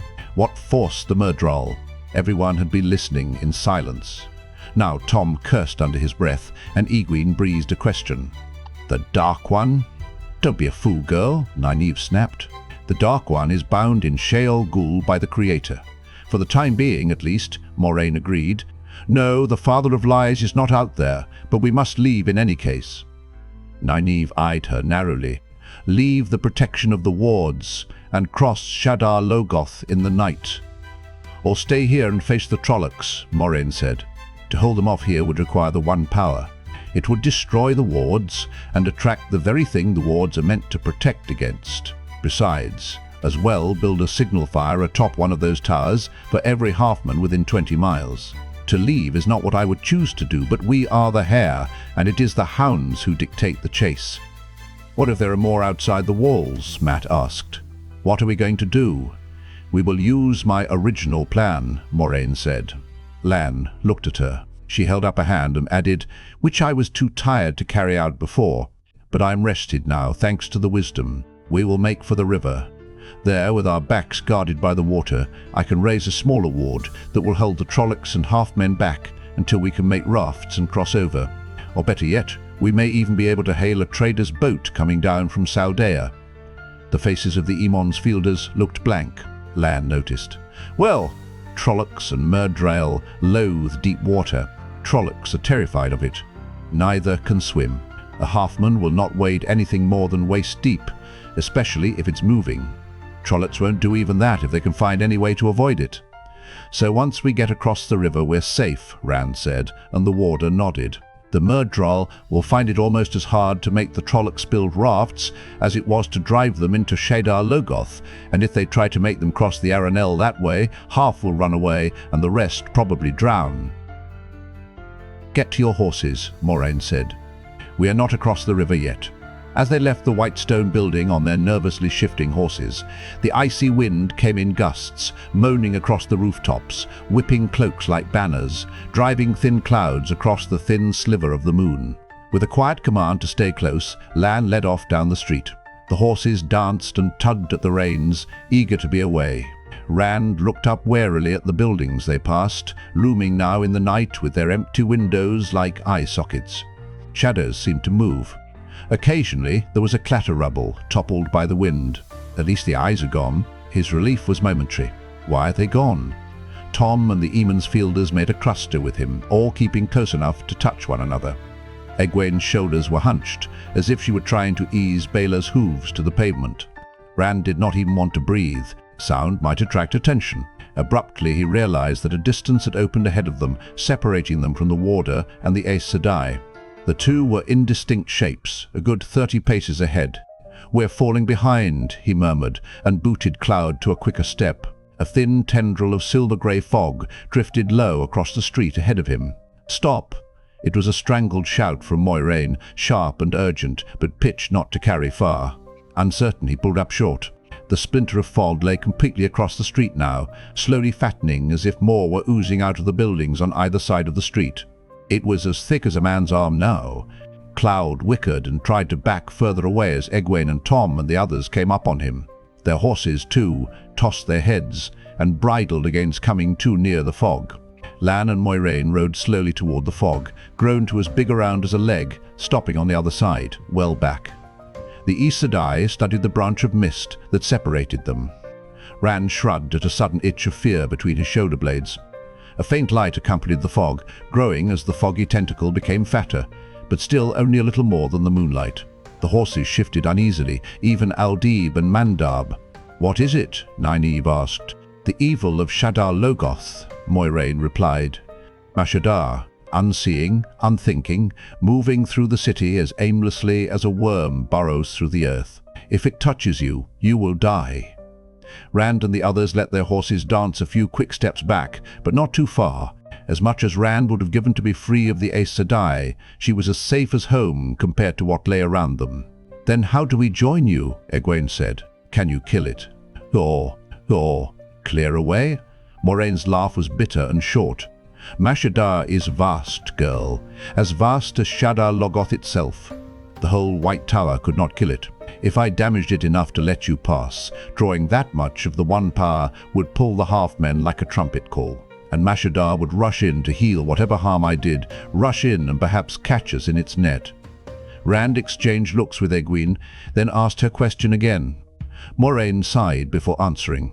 "I do not like it, but what must be done, must be done. This thing will not be above ground everywhere. Other streets will be clear. See that star?" She twisted in her saddle to point to a red star low in the eastern sky. "Keep on toward that star, and it will bring you to the river. Whatever happens, keep moving toward the river. Go as quickly as you can, but above all, make no noise. There are still the Trollocs, remember, and 4 halfmen. "But how will we find you again?" Egwene protested. "I will find you," Moraine said. "Be assured, I can find you. Now be off." This thing is utterly mindless, but it can sense food. Indeed, ropes of silver grey had lifted from the larger body. They drifted, wavering, like the tentacles of 100 arms on the bottom of a waterwood pond. When Rand looked up from the thick trunk of opaque mist, the warder and the Elyas Machera were gone. He licked his lips and met his companion's eyes. They were as nervous as he was, and something worse, they all seemed to be waiting for someone else to move first. Night and ruins surrounded them. The Fades were out there, somewhere, and the Trollocs may be around the next corner. The tentacles of fog drifted nearer, halfway to them now, and no longer wavering. They had chosen their intended prey. Suddenly he missed Moraine very much. Everyone was still staring, wondering which way to go. He turned Cloud, and the grey broke into a half-trot, tugging against the reins to go faster. As if moving first had made him the leader, everyone followed. With Moraine gone, there was no one to protect them should more death appear. And the Trollocs, and Thor. Rand forced himself to stop thinking. He would follow the red star. He could hold onto that thought. 3 times they had to backtrack from a street blocked from side to side by a hill of stone and brick. The horses could never have crossed. Rand could hear the others breathing, short and sharp, just shy of panic. He gritted his teeth to stop his own panting. You have to at least make them think you're not afraid. You're doing a good job, Woolhead. You'll get everybody out safely. They rounded the next corner. A wall of fog bathed the broken pavement with a light as bright as a full moon. Streamers as thick as their horses broke off toward them. Nobody waited. Wheeling, they galloped away in a tight knot with no heed for the clatter of hooves they raised. 2 Trollocs stepped into the street before them, not 10 spans away. For an instant the humans and the Trollocs just stared at one another, each more surprised than the other. Another pair of Trollocs appeared, and another, colliding with the ones in front, folding into a shocked mass at the sight of the humans. Only for an instant did they remain frozen, though. Guttural howls echoed from the buildings, and the Trollocs bounded forward. The humans scattered like quail. Rand's grey reached full gallop in 3 strides. "This way," he shouted, but he heard the same cry from 5 throats. A hasty glance over his shoulder showed him his companions disappearing in as many directions, Trollocs pursuing them all. 3 Trollocs ran at his own heels, catchpoles waving in the air. His skin crawled as he realized they were matching Cloud stride for stride. He dropped low on Cloud's neck and urged the grey on, chased by thick cries. The street narrowed ahead, broken-topped buildings leaning out drunkenly. Slowly the empty windows filled with a silvery glow, a dense mist bulging outward. Mashadar. Rand risked a glance over his shoulder. The Trollocs still ran less than 50 paces back. The light from the fog was enough to see them clearly. A Fade rode behind them now, and they seemed to flee the Halfman as much as to pursue Rand. Ahead of Rand, 6 grey tendrils wavered from the windows, a dozen feeling the air. Cloud tossed his head and screamed, but Rand dug his heels in brutally, and the horse lunged forward wildly. The tendrils stiffened as Rand galloped between them, but he crouched low on Cloud's back and refused to look at them. The way beyond was clear. If one of them touches me, light. He booted Cloud harder, and the horse leaped forward into the welcome shadows. With Cloud still running, he looked back as soon as the glow of Mashadar began to lessen. The waving grey tentacles of Mashadar blocked half the street, and the Trollocs were balking, but the Fade snatched a whip from its saddlebow, cracking it over the heads of the Trollocs with a sound like a lightning bolt, popping sparks in the air. Crouching, the Trollocs lurched after Rand. The Halfman hesitated, black cowl studying Mashadar's reaching arms, before it too spurred forward. The thickening tentacles of fog swung uncertainly for a moment, then struck like vipers. At least 2 latched to each Trolloc, bathing them in grey light. Muzzled heads went back to scream, but fog rolled over open mouths and in, eating the howls. 4-leg-thick tentacles whipped around the Fade, and the Halfman and its black horse twitched as if dancing, till the cowl fell back, baring that pale, eyeless face. The Fade shrieked. There was no sound from that cry any more than from the Trollocs, but something came through, a piercing whine just beyond hearing, like all the hornets in the world, digging into Rand's ears with all the fear that could exist. Cloud convulsed, as if he, too, heard, and ran harder than ever. Rand hung on, panting, his throat as dry as sand. After a time he realized he could no longer hear the silent shriek of the Fae dying, and suddenly the clatter of his gallop seemed as loud as shouts. He reined Cloud hard, stopping beside a jagged wall right where two streets met. A nameless monument reared in the darkness before him. Slumped in the saddle, he listened, but there was nothing to hear except the blood pounding in his ears. Cold sweat beaded on his face, and he shivered as the wind flailed his cloak. Finally he straightened. Stars spangled the sky where the clouds did not hide them, but the red star low in the east was easy to mark. Is anybody else alive to see it? Were they free, or in the Trollocs' hands? Egwene, light blind me, why didn't you follow me? If they were alive and free, they would be following that star. If not, Thor. The ruins were vast. He could search for days without finding anyone if he could keep away from the Trollocs, and the Fades, and Mordoth, and Mashadar. Reluctantly, he decided to make for the river. He gathered the reins. On the crossing street, one stone fell against another with a sharp click. He froze, not even breathing. He was hidden in the shadows, one step from the corner. Frantically, he thought of backing up. What was behind him? What would make a noise and give him away? He could not remember, and he was afraid to take his eyes from the corner of the building.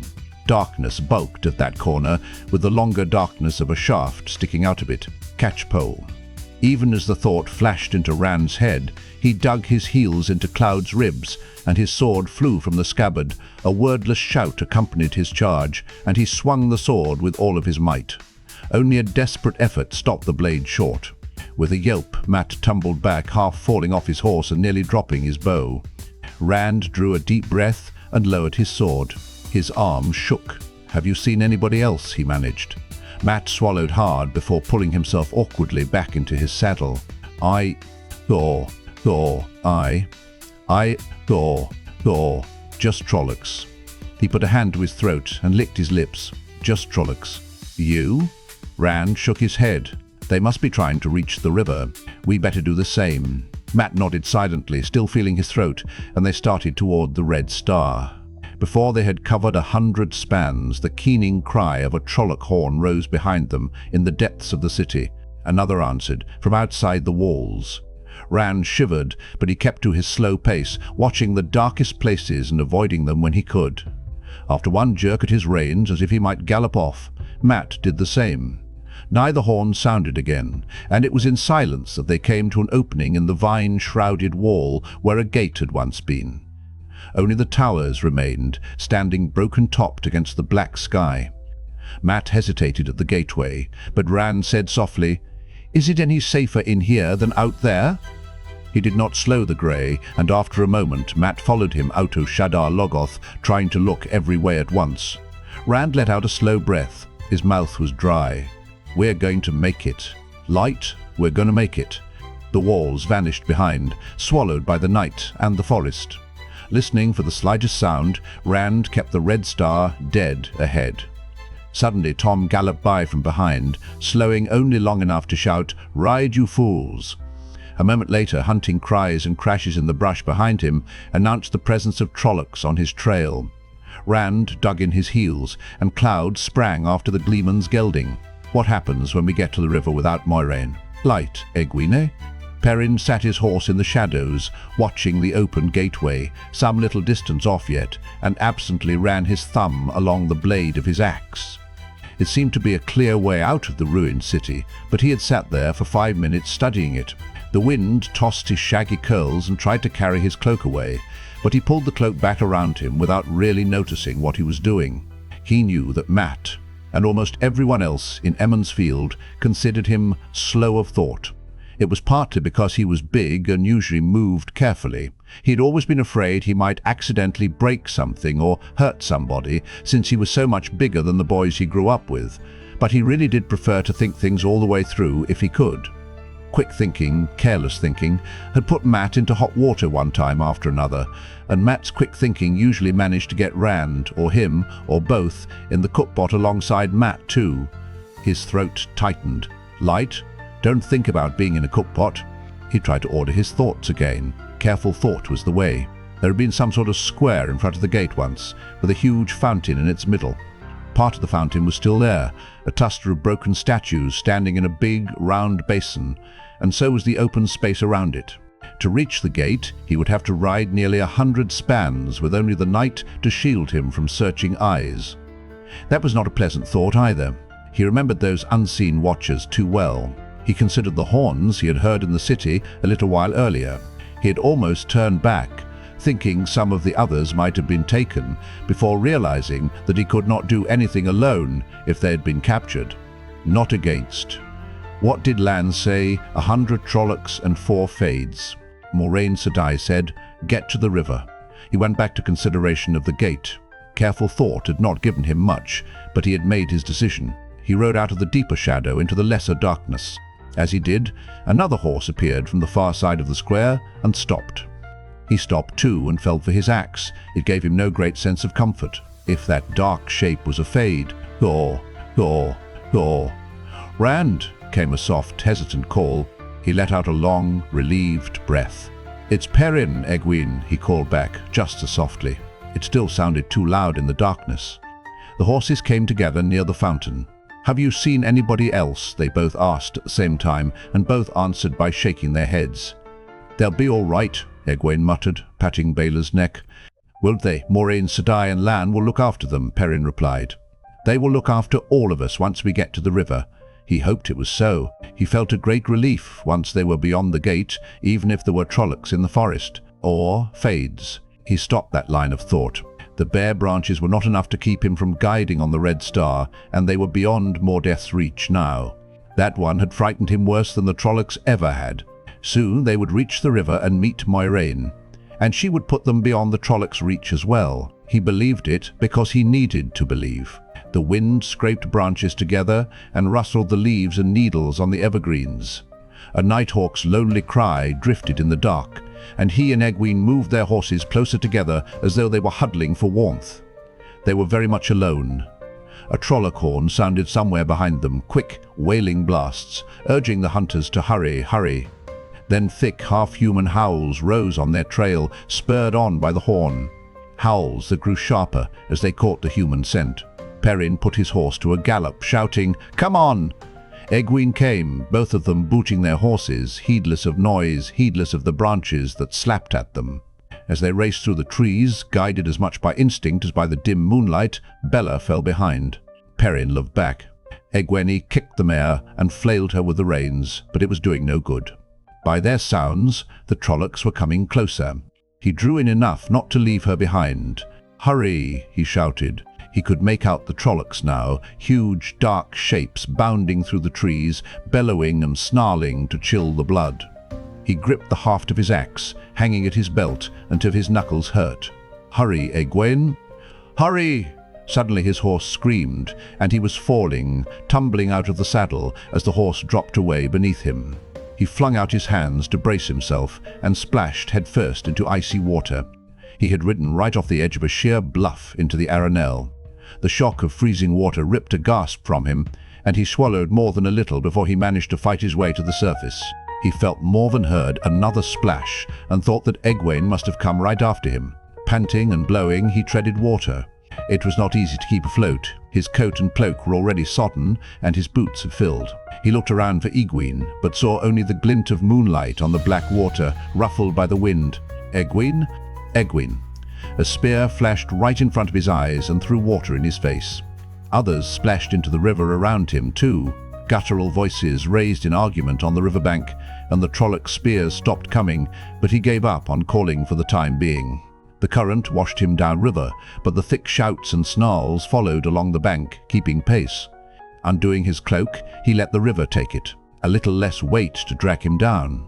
Doggedly, he set out swimming for the far bank. There were no Trollocs there, he hoped. He swam the way they did back home, in the ponds in the waterwood, stroking with both hands, kicking with both feet, keeping his head out of the water. At least, he tried to keep his head out of the water. It was not easy. Even without the cloak, his coat and boots each seemed to weigh as much as he did, and the axe dragged at his waist, threatening to roll him over if it did not pull him under. He thought about letting the river have that, too. He thought about it more than once. It would be easy, much easier than struggling out of his boots, for instance. But every time he thought of it, he thought of crawling out on the far bank to find Trollocs waiting. The axe would not do him much good against half a dozen Trollocs, or even against one maybe, but it was better than his bare hands. After a while, he was not even certain he would be able to lift the axe if Trollocs were there.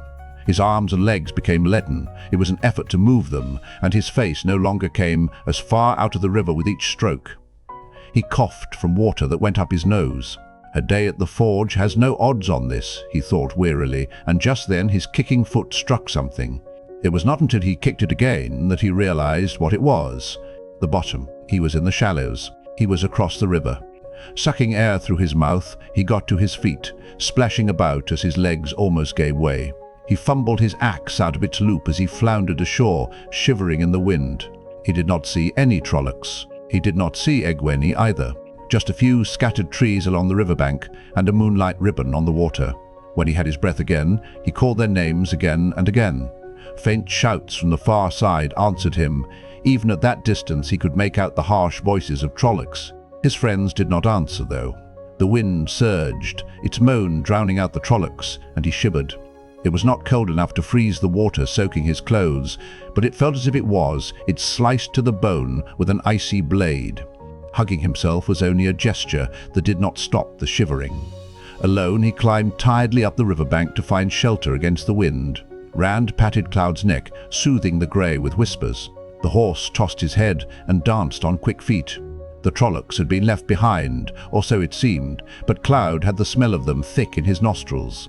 Mat rode with an arrow nocked, watching for surprises out of the night, while Rand and Tom peered through the branches, searching for the red star that was their guide.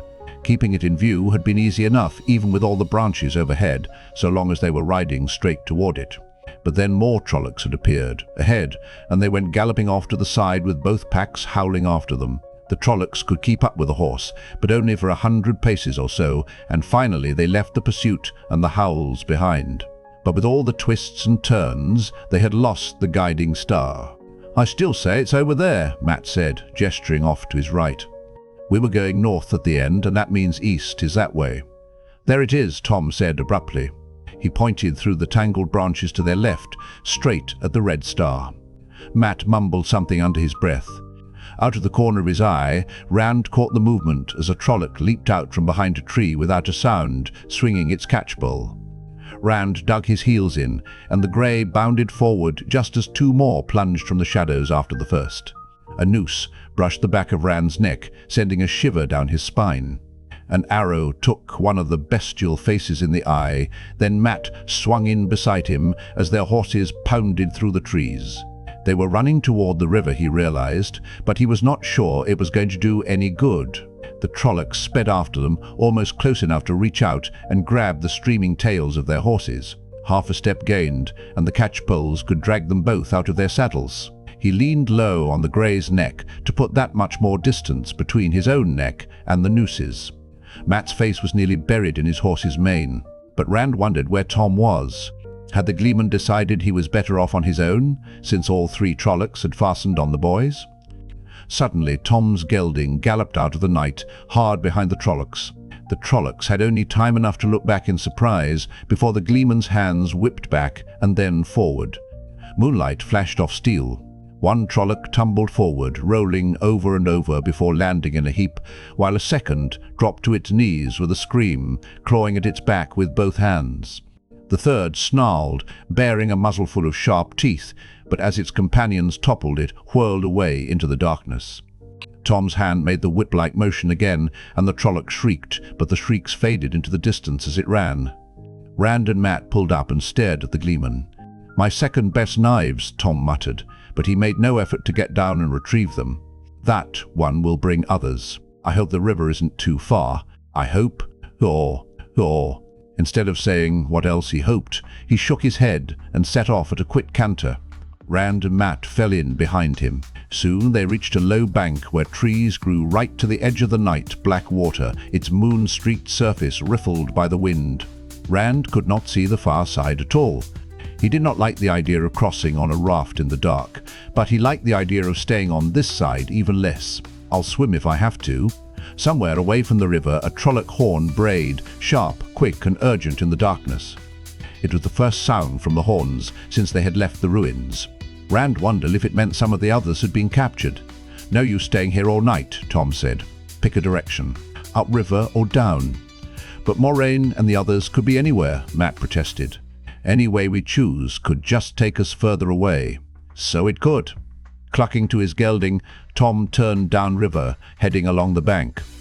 "So it could." Rand looked at Matt, who shrugged, and they turned after him. For a time, nothing changed. The bank was higher in some places, lower in others, the trees grew thicker or thinned out in small clearings, but the night and the river and the wind were all the same, cold and black. And no trollocs. That was one change Rand was glad to forgo. Then he saw a light ahead, just a single point. As they drew closer, he could see that the light was well above the river, as if it were in a tree. Tom quickened the pace and began to hum under his breath. Finally, they could make out the source of the light, a lantern hoisted atop one of the masts of a large trader's boat, tied up for the night beside a small clearing in the trees. The boat, a good 80 feet long, shifted slightly with the current, tugging against the mooring ropes tied to trees. The rigging hummed and creaked in the wind. The lantern doubled the moonlight on the deck, but no one was in sight. "Now that," Tom said as he dismounted, "is better than an Aes Sedai's raft, isn't it?" He stood with his hands on his hips, and even in the dark his smugness was apparent. "It doesn't look as if this vessel is made to carry horses, but considering the danger he's in, which we are going to warn him of, the captain may be reasonable. Just let me do all the talking, and bring your blankets and saddlebags, just in case." Rand climbed down and began untying the things behind his saddle. "You don't mean to leave without the others, do you?" Tom had no chance to say what he meant to do.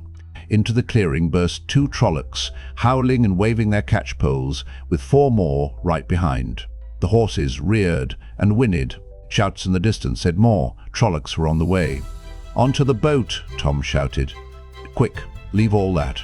Run!" Suiting his own words, he ran for the boat, patches flapping and instrument cases on his back banging together. "You on the boat," he shouted.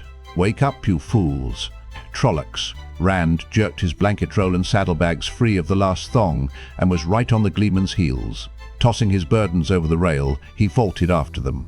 He just had time to see a man curled up on the deck, beginning to sit up, as if he had only that moment awakened, when his feet came down right on top of the fellow. The man grunted loudly. Rand stumbled, and a hooked catchpole slammed into the railing just where he had come over. Shouts rose all over the boat, and feet pounded along the deck. Hairy hands caught the railing beside the catchpole, and a goat-horned head lifted above it. Off balance, stumbling, Rand still managed to draw his sword and swing. With a scream, the trolloc dropped away. Men ran everywhere on the boat, shouting, hacking mooring lines with axes. The boat lurched and swung as if eager to be off. Up in the bow, 3 men struggled with a trolloc. Someone thrust over the side with a spear, though Rand could not see what he was stabbing at. A bowstring snapped, and snapped again. The man Rand had stepped on scrabbled away from him on hands and knees, then flung up his hands when he saw Rand looking at him. "Spare me," he cried. "Take whatever you want, take the boat, take everything, but spare me." Suddenly something slammed across Rand's back, smashing him to the deck. His sword skittered away from his outstretched hand. Open-mouthed, gasping for a breath that would not come, he tried to reach the sword. His muscles responded with agonized slowness. He writhed like a slug. The fellow who wanted to be spared gave one frightened, covetous look at the sword, then vanished into the shadows. Painfully, Rand managed to look over his shoulder and knew his luck had run out. A wolf-muzzled trolloc stood balanced on the railing, staring down at him and holding the splintered end of the catchpole that had knocked the wind out of him. Rand struggled to reach the sword, to move, to get away, but his arms and legs moved jerkily, and only half as he wanted. They wobbled and went in odd directions. His chest felt as if it was strapped with iron bands. Silver spots swam in his eyes. Frantically, he hunted for some way to escape. Time seemed to slow as the trolloc raised the jagged pole as if to spear him with it. To Rand, the creature appeared to be moving as if in a dream. He watched the thick arm go back. He could already feel the broken haft ripping through his spine, feel the pain of it tearing him open. He thought his lungs would burst. I'm going to die. Light, help me. I'm going to... Thor. The Trollocs' arm started forward, driving the splintered shaft, and Rand found the breath for one yell. No! Suddenly the ship lurched, and a boom swung out of the shadows to catch the Trolloc across the chest with a crunch of breaking bones, sweeping it over the side. For a moment Rand lay panting and staring up at the boom swinging back and forth above him. That has to have used up my luck, he thought. There can't be any more after that. Shakily he got to his feet and picked up his sword, for once holding it in both hands the way Lan had taught him, but there was nothing left on which to use it. The gap of black water between the boat and the bank was widening quickly. The cries of the Trollocs were fading behind in the night. As he sheathed his sword and slumped against the railing, a stocky man in a coat that hung to his knees strode up the deck to glare at him. Long hair that fell to his thick shoulders, and a beard that left his upper lip bare-framed, a round face. Round but not soft. The boom swung out again, and the bearded man spared part of his glare. For that, as he caught it, it made a crisp splat against his broad palm. "Gelb," he bellowed. "Fortune. Where do you be, Gelb?" He spoke so fast, with all the words running together, that Rand could barely understand him. "You can no hide from me on my own ship. Get Florin Gelb out here." A crewman appeared with a bullseye lantern, and two more pushed a narrow-faced man into the circle of light it cast. Rand recognized the fellow who had offered him the boat. The man's eyes shifted from side to side, never meeting those of the stocky man. The captain, Rand thought. A bruise was coming up on Gelb's forehead, where one of Rand's boots had caught him.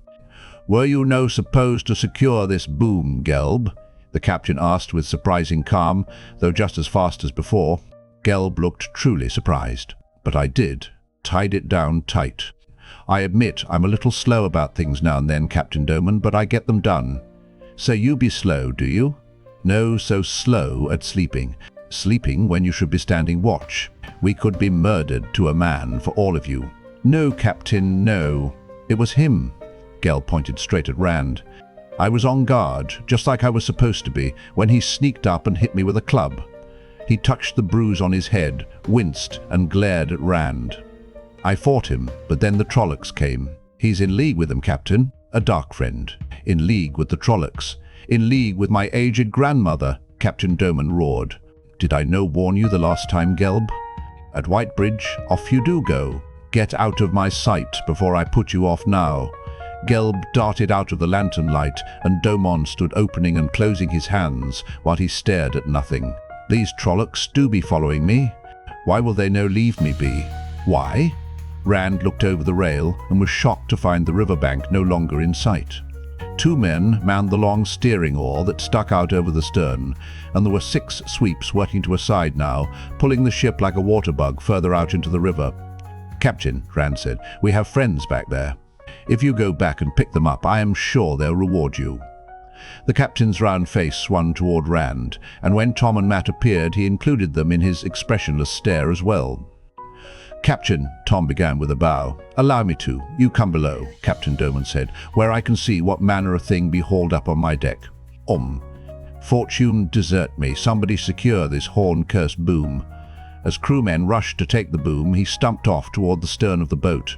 Rand and his 2 companions followed. Captain Doman had a tidy cabin in the stern, reached by climbing down a short ladder, where everything gave the impression of being in its proper place, right down to the coats and cloaks hanging from pegs on the back of the door. The cabin stretched the width of the ship, with a broad bed built against one side and a heavy table built out from the other. There was only one chair, with a high back and sturdy arms, and the captain took that himself, motioning the others to find places on various chests and benches that were the only other furnishings. A loud harumph stopped Matt from sitting on the bed. "Now," said the captain when they were all seated, "my name be Bale Doman, captain and owner of the Spray, which be this ship. Now who be you, and where be you going out here in the middle of nowhere, and why should I no throw you over the side for the trouble you brought me?" Rand still had as much trouble as before in following Doman's rapid speech. When he worked out the last part of what the captain had said, he blinked in surprise. "Throw us over the side? Matt hurriedly said, "We didn't mean to cause you any trouble. We're on our way to Caemlyn, and then where the wind takes us," Tom interrupted smoothly. "That's how gleemen travel, like dust on the wind. I am a gleeman, you understand, Tom Merrilin by name." He shifted his cloak so the multi-hued patches stirred as if the captain could have missed them. "These two country louts want to become my apprentices, though I am not yet sure I want them." Rand looked at Matt, who grinned. "That be all very well, man," Captain Doman said placidly, "but it tells me nothing. Less. Fortune prit me, that place be on no road to Caemlyn from anywhere I ever heard tell of." "Now that is a story," Tom said, and he straightway began to unfold it. According to Tom, he had been trapped by the winter snows in a mining town in the mountains of mist beyond Baerlon. While there, he heard legends of a treasure dating from the Trolloc Wars in the lost ruin of a city called Arithol. Now, it just so happened that he had earlier learned the location of Arithol from a map given him many years ago by a dying friend in Ilion, whose life he had once saved, a man who expired breathing that the map would make Tom rich, which Tom never believed until he heard the legends.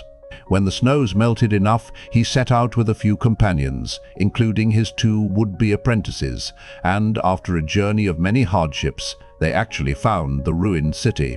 But it turned out the treasure had belonged to one of the Dreadlords themselves, and Trollocs had been sent to fetch it back to Shale Ghul.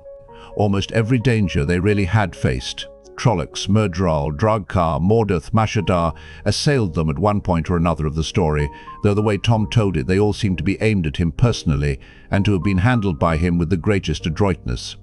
With much daring do, mostly by Tom, they escaped, pursued by Trollocs, though they became separated in the night, until finally Tom and his two companions sought refuge on the last place left to them, Captain Doman's most welcome ship. As the gleeman finished up, Rand realized his mouth had been hanging open for some time and shut it with a click.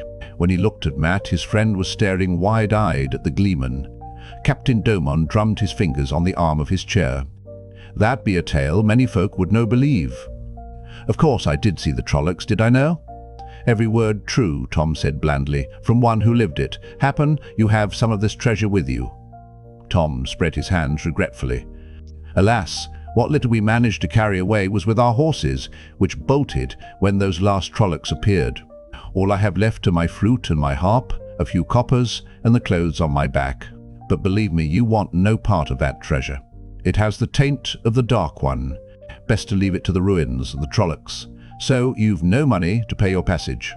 I'd no let my own brother sail with me if he could. No pay his passage, especially if he brought Trollocs behind him to hack up my railings and cut up my rigging. Why should I know? Let you swim back where you came from and be rid of you. You wouldn't just put us ashore," Matt said. "Not with Trollocs there." "Who said anything about shore?" Doman replied dryly. He studied them a moment, then spread his hands flat on the table. "Bail Domon, be a reasonable man. I'd no toss you over the side if there be a way out of it. Now, I see one of your apprentices has a sword. I need a good sword and fine fellow that I be. I'll let you have passage far as Whitebridge for it." Tom opened his mouth, and Rand spoke up quickly. "No." Tam had not given it to him to trade away. He ran his hand down the hilt, feeling the bronze heron. As long as he had it, it was as if Tam were with him. Doman shook his head. "Well, if it be no, it be no. But Bail Doman no give free passage, not to his own mother." Reluctantly, Rand emptied his pocket. There was not much, a few coppers and the silver coin Moiraine had given him. He held it out to the captain. After a second, Matt sighed and did the same. Tom glared, but a smile replaced it so quickly that Rand was not sure it had been there at all. Captain Doman deftly plucked the two fat silver coins out of the boy's hands and produced a small set of scales and a clinking bag from a brass-bound chest behind his chair. After careful weighing, he dropped the coins in the bag and returned them, each some smaller silver and copper. Mostly copper. "As far as Whitebridge," he said, making a neat entry in a leather-bound ledger. "That's a dear passage just to Whitebridge," Tom grumbled. "Plus damages to my vessel," the captain answered placidly. He put the scales and the bag back in the chest and closed it in a satisfied way. "Plus a bit for bringing Trollocs down on me so I must run down river in the night, when there be shallows aplenty to pile me up." "What about the others?" Rand asked. "Will you take them too? They should have reached the river by now, or they soon will, and they'll see that lantern on your mast." Captain Doman's eyebrows rose in surprise. "Happen you think we'd be standing still, man? Fortune prick me, we'd be 3-4 miles downriver from where you came aboard. Trollocs make those fellows put their backs into the oars. They know Trollocs better than they like, and the current helps too. But it makes never mind. I'd no put in again tonight if my old grandmother was on the riverbank. I may no put in again at all until I reach Whitebridge. I've had my fill of Trollocs dogging my heels long before tonight, and I'll have no more can I help it." Tom leaned forward interestedly. "You have had encounters with Trollocs before? Lately?" Domon hesitated, eyeing Tom narrowly, but when he spoke he merely sounded disgusted. "I wintered in Saldea, man. Not my choice, but the river froze early and the ice broke up late. They say you can see the blight from the highest towers in Maradon, but I've no mind for that. I've been there before, and there'll always be talk of Trollocs attacking a farm or the like. This winter past, though, there be farms burning every night. Aye, and whole villages too, betimes. They even came right up to the city walls. And if that no be bad enough, the people be all saying it meant the Dark One be stirring, that the last days be come." He gave a shiver and scratched at his head as if the thought made his scalp itch. "I can no wait to get back where people think Trollocs be just tales, the stories I tell be travellers' lies." Rand stopped listening. He stared at the opposite wall and thought about Egwene and the others. It hardly seemed right for him to be safe on the spray while they were still back there in the night somewhere. The captain's cabin did not seem so comfortable as before. He was surprised when Tom pulled him to his feet. The gleeman pushed Matt and him toward the ladder with apologies over his shoulder to Captain Domon for the country louts. Rand climbed up without a word. Once they were on deck, Tom looked around quickly to make sure he would not be overheard, then growled, "I could have gotten us passage for a few songs and stories if you two hadn't been so quick to show silver." "I'm not so sure," Matt said. "He sounded serious about throwing us in the river to me." Rand walked slowly to the rail and leaned against it, staring back up the night-shrouded river. He could not see anything but black, not even the riverbank. After a minute, Tom put a hand on his shoulder, but he did not move. "There isn't anything you can do, lad. Besides, they're likely safe with the with Moiraine and Lan by this time. Can you think of any better than those two for getting the lot of them clear?" "I tried to talk her out of coming," Rand said. "You did what you could, lad. No one could ask more. I told her I'd take care of her. I should have tried harder." The creak of the sweeps and the hum of the rigging in the wind made a mournful tune. "I should have tried harder," he whispered. Sunrise creeping across the river. Arinel found its way into the hollow not far from the riverbank, where Nynaeve sat with her back against the trunk of a young oak, breathing the deep breath of sleep. Her horse slept too, head down and legs spraddled in the manner of horses. The reins were wrapped around her wrist. As sunlight fell on the horse's eyelids, the animal opened its eyes and raised its head, jerking the reins. Nynaeve came awake with a start. For a moment she stared, wondering where she was, then stared around even more wildly when she remembered. But there were only the trees, and her horse, and a carpet of old, dry leaves across the bottom of the hollow. In the deepest dimness, some of last year's shadow-shand mushrooms made rings on a fallen log. "The light preserve you, woman," she murmured, sagging back, "if you can't stay awake one night." She untied the reins and massaged her wrist as she stood. You could have awakened in a Trolloc cookpot. The dead leaves rustled as she climbed to the lip of the hollow and peeped over. No more than a handful of ash trees stood between her and the river. Their fissured bark and bare branches made them seem dead. Beyond, the wide blue-green water flowed by, empty, empty of anything. Scattered clumps of evergreens, willows and firs dotted the far bank, and there seemed to be fewer trees altogether than on her side. If Moiraine or any of the younglings were over there, they were well hidden. Of course, there was no reason they had to have crossed or tried to cross in sight of where she was. They could be anywhere 10 miles upriver or down, if they're alive at all, after last night. Angry with herself for thinking of the possibility, she slid back down into the hollow. Not even Winter Night or the battle before Shadar Logoth had prepared her for last night, for that thing, Mashadar. All that frantic galloping, wondering if anyone else was still alive, wondering when she was going to come face to face with a Fade or Trollocs. She had heard Trollocs growling and shouting in the distance, and the quivering shrieks of Trolloc horns had chilled her deeper than the wind ever could. But aside from that first encounter in the ruins, she saw Trollocs only once, and that once she was outside. 10 or so of them seemed to spring out of the ground not 30 spans in front of her, bounding toward her on the instant, howling and shouting, brandishing hooked catch poles. Yet as she pulled her horse around, they fell silent, lifting muzzles to sniff at the air. She watched, too astonished to run, as they turned their backs and vanished into the night. And that had been the most frightening of all. They know the smell of who they want, she told her horse, standing in the hollow, and it is not me. The Aes Sedai is right, it seems. The shepherd of the night swallow her up. Reaching a decision, she set out downriver, leading her horse.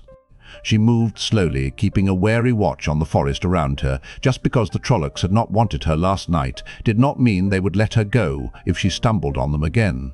As much attention as she gave the woods, she gave even more to the ground in front of her. If the others had crossed below her during the night, she should see some signs of them, signs she might miss from horseback. She might even come on them all still on this side. If she found neither, the river would take her to Whitebridge eventually, and there was a road from Whitebridge to Caemlyn, and all the way to Tar Valon if need be. The prospect was almost enough to daunt her. Before this, she'd been no further from Emond's field than had the boys. Torrent Ferry had seemed strange to her. Baerlon would have had her staring in wonder if she had not been so set on finding Egwene and the others. But she allowed none of that to weaken her resolve.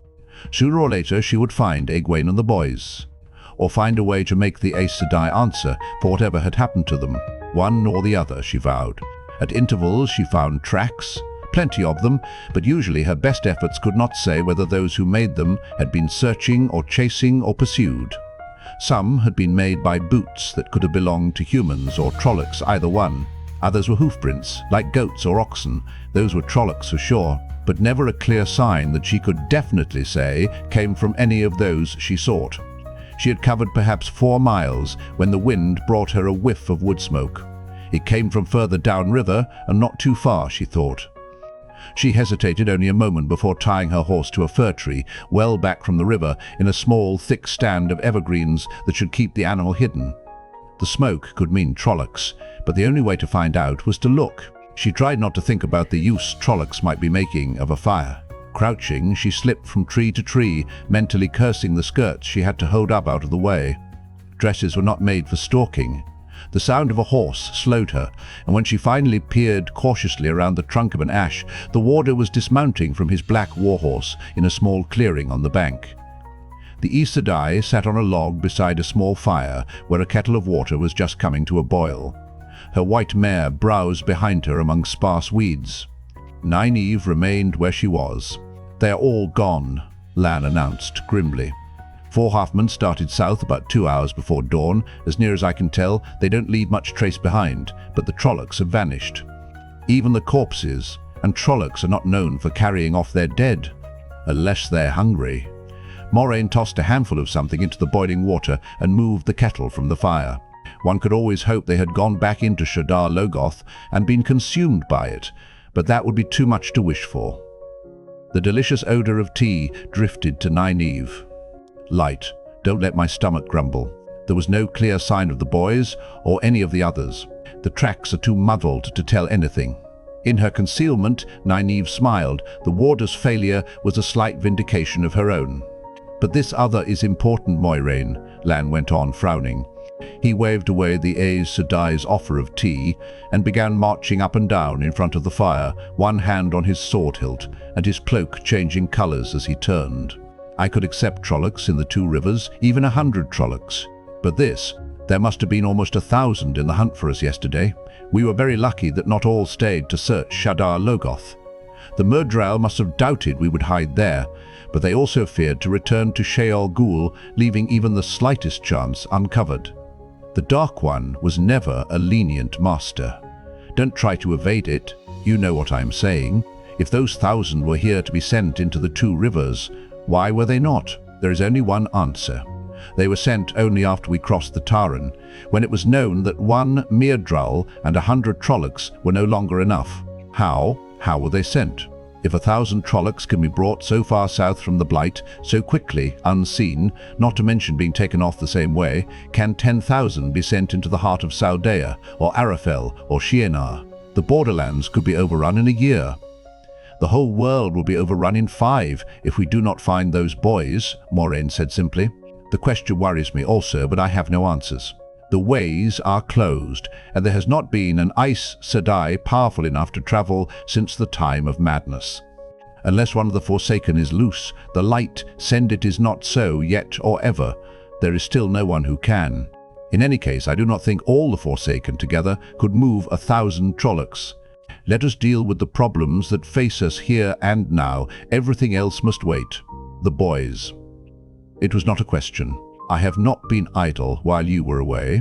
One is across the river and alive. As for the others, there was a faint trace downriver, but it faded away as I found it. The bond had been broken for hours before I began my search. Crouched behind her tree, Nynaeve frowned in puzzlement. Lan stopped his pacing. You think the half-men heading south have them? Perhaps. Moiraine poured herself a cup of tea before going on. But I will not admit the possibility of them being dead. I cannot. I dare not. You know how much is at stake. I must have those young men. That Sheol Ghul will hunt them, I expect. Opposition from within the White Tower, even from the Amelin seat, I accept. There are always Aes Sedai who will accept only one solution. But, Suddenly she put her cup down and sat up straight, grimacing. If you watch the wolf too hard, she muttered, a mouse will bite you on the ankle. And she looked right at the tree behind which Nynaeve was hiding. Mistress Ormira, you may come out now, if you wish. Nynaeve scrambled to her feet, hastily dusting dead leaves from her dress. Lan had spun to face the tree as soon as Moiraine's eyes moved. His sword was in his hand, before she finished speaking Nynaeve's name. Now he sheathed it again with more force than was strictly necessary. His face was almost as expressionless as ever, but Nynaeve thought there was a touch of chagrin about the set of his mouth. She felt a stab of satisfaction. The warder had not known she was there, at least. Satisfaction lasted only a moment, though. She fastened her eyes on Moiraine and walked toward her purposefully. She wanted to remain cold and calm, but her voice quivered with anger. What have you meshed Egwene and the boys in? What filthy Aes Sedai plots are you planning to use them in? The Aes Sedai picked up her cup and calmly sipped her tea. When Nynaeve was close, though, Lan put out an arm to bar her way. She tried to brush the obstruction aside, and was surprised when the warder's arm moved no more than an oak branch would have. She was not frail, but his muscles were like iron. Tea? Moiraine offered. No, I don't want any tea. I would not drink your tea if I was dying of thirst. You wouldn't use any Emon's field folk in your dirty Aes Sedai schemes. You have very little room to talk, Wisdom. Moiraine showed more interest in her hot tea than in anything she was saying. You can wield the one power yourself after a fashion. Nynaeve pushed at Lan's arm again. It still did not move, and she decided to ignore it. Why don't you try claiming I am a Trolloc? Moraine's smile was so knowing that Nynaeve wanted to hit her. Do you think I can stand face to face with a woman who can touch the true source and channel the one power, even if only now and then, without knowing what she is? Just as you sensed the potential in Egwene. How do you think I knew you were behind that tree?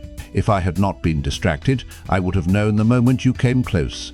You certainly are not a Trolloc, for me to feel the evil of the Dark One. So what did I sense, Nynaeve Ormira, wisdom of Eamon's field and unknowing wielder of the one power? Lan was looking down at Nynaeve in a way she did not like. Surprised and speculative, it seemed to her, though nothing had changed about his face but his eyes. Egwene was special, she had always known that. Egwene would make a fine wisdom.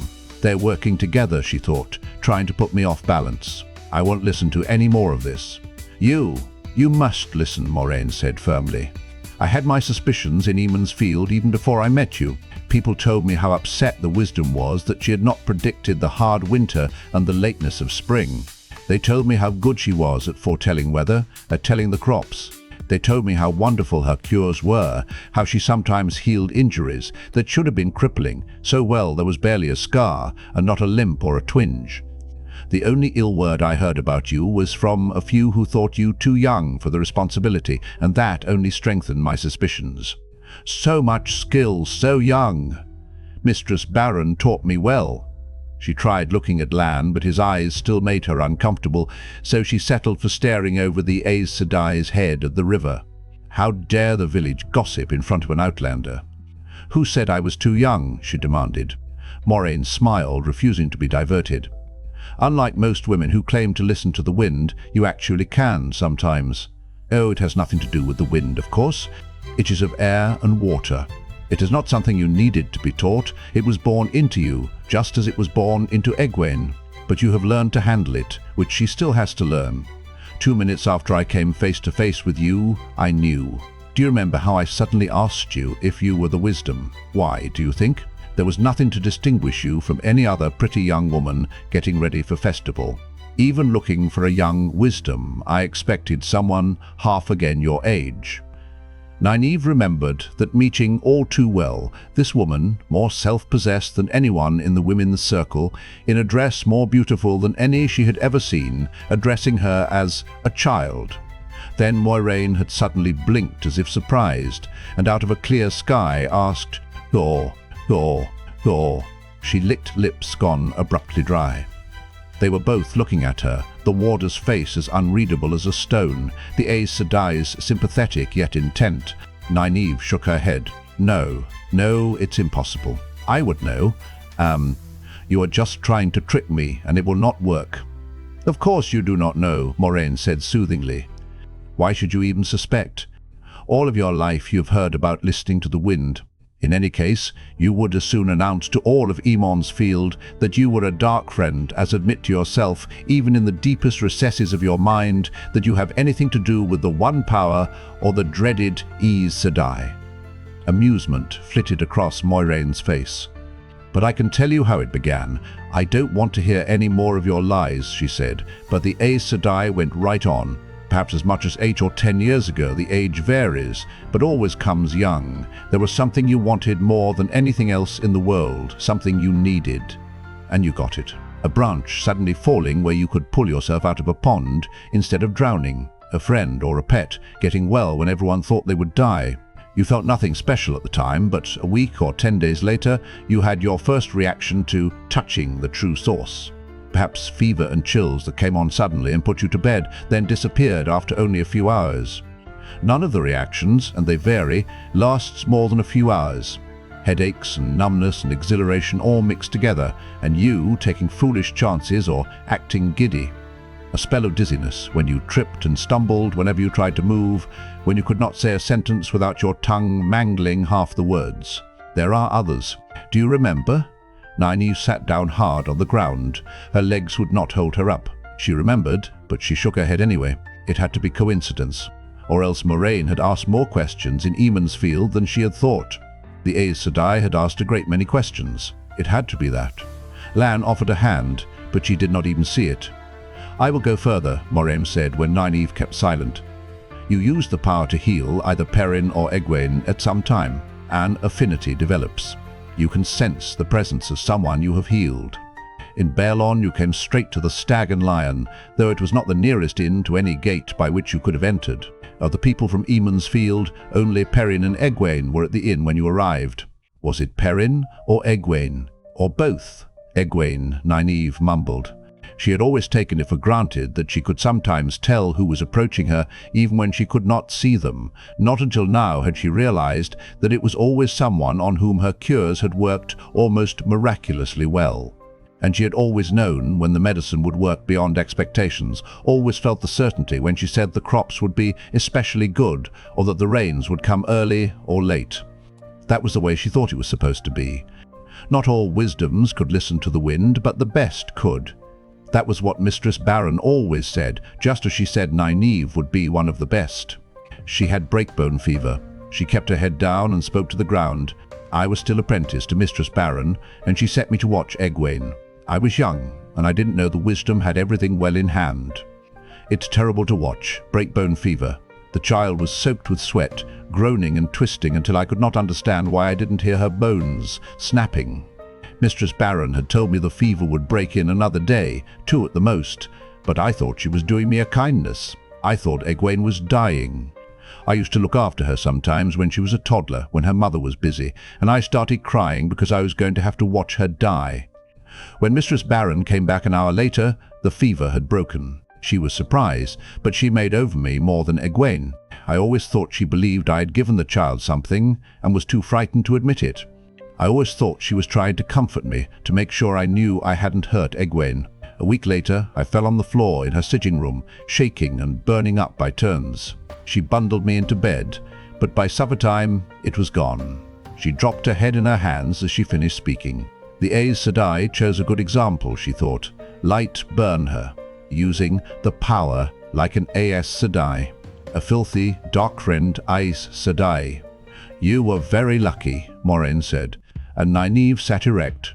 Lan stepped back as if what they talked about was none of his business and busied himself with Mandarb's saddle, not even glancing at them. Lucky, you have managed a crude control over the power, even if touching the true source still comes at random. If you had not, it would have killed you eventually, as it will, in all probability, kill Egwene if you manage to stop her from going to Tar Valon. If I learned to control it, Telly. Nynaeve swallowed hard. It was like admitting all over again that she could do what the Aes Sedai said. If I learned to control it, so can she. There is no need for her to go to Tar Valon and get mixed up in your intrigues. Moiraine shook her head slowly. Aes Sedai search for girls who can touch the true source unguided just as assiduously as we search for men who can do so. It is not a desire to increase our numbers, or at least not only that, nor is it a fear that those women will misuse the power.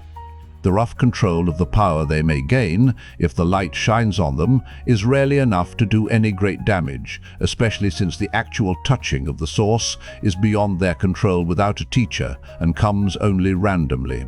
And of course, they do not suffer the madness that drives men to evil or twisted things. We want to save their lives. The lives of those who never do manage any control at all.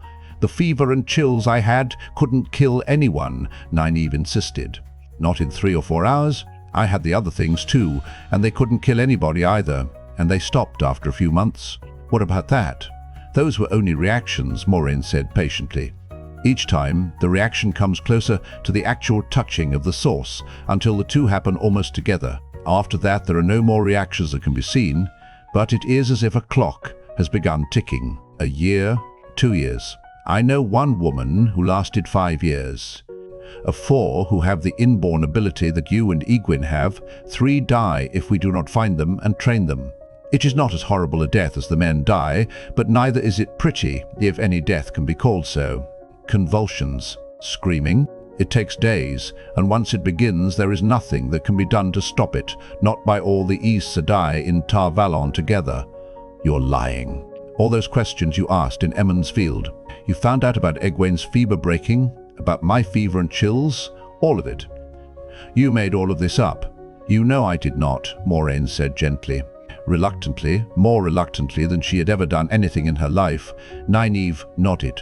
It had been a last stubborn effort to deny what was plain, and there was never any good in that, however unpleasant it might be.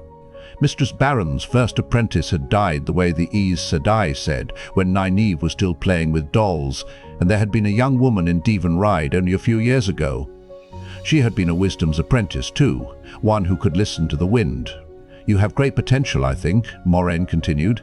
With training you might become even more powerful than Egwene, and I believe she can become one of the most powerful Aes Sedai we have seen in centuries. Nynaeve pushed herself back from the Aes Sedai as she would have from a viper. No, I have nothing to do with. With what? Myself? She slumped, and her voice became hesitant. I would ask you not to tell anyone about this, please. The word nearly stuck in her throat. She would rather Trollocs had appeared than she had been forced to say please to this woman. But Moiraine only nodded assent, and some of her spirit returned. None of this explains what you want with Rand and Mat and Perrin. The Dark One wants them, Moiraine replied. If the Dark One wants a thing, I oppose it. Can there be a simpler reason or a better? She finished her tea, watching Nynaeve over the rim of her cup. Lan, we must be going. South, I think. I fear the wisdom will not be accompanying us." Nynaeve's mouth tightened at the way the Aes Sedai said wisdom. It seemed to suggest she was turning her back on great things in favor of something petty. "She doesn't want me along. She's trying to put my back up, so I'll go back home and leave them alone with her. Oh yes, I will be going with you. You cannot keep me from it." "No one will try to keep you from it," Lan said as he rejoined them. He emptied the tea kettle over the fire and stirred the ashes with a stick. "A part of the pattern?" he said to Moiraine. "Perhaps so," she replied thoughtfully. "I should have spoken to Min again. You see, Nynaeve, you are welcome to come." There was a hesitation in the way Lan said her name, a hint of an unspoken Sedai after it. Nynaeve bristled, taking it for mockery, and bristled too at the way they spoke of things in front of her, things she knew nothing about, without the courtesy of an explanation, but she would not give them the satisfaction of asking. The warder went on preparing for departure, his economical motions so sure and swift that he was quickly done, saddlebags, blankets and all fastened behind the saddles of Mandab and Aldib. "I will fetch your horse," he told Nynaeve as he finished with the last saddle tie. He started up the riverbank, and she allowed herself a small smile.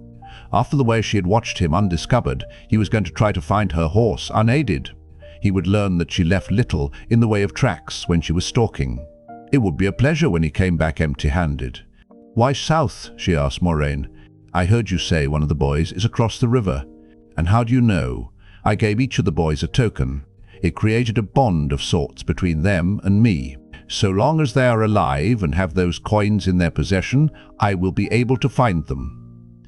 Nynaeve's eyes turned in the direction the warder had gone, and Moiraine shook her head. "Not like that.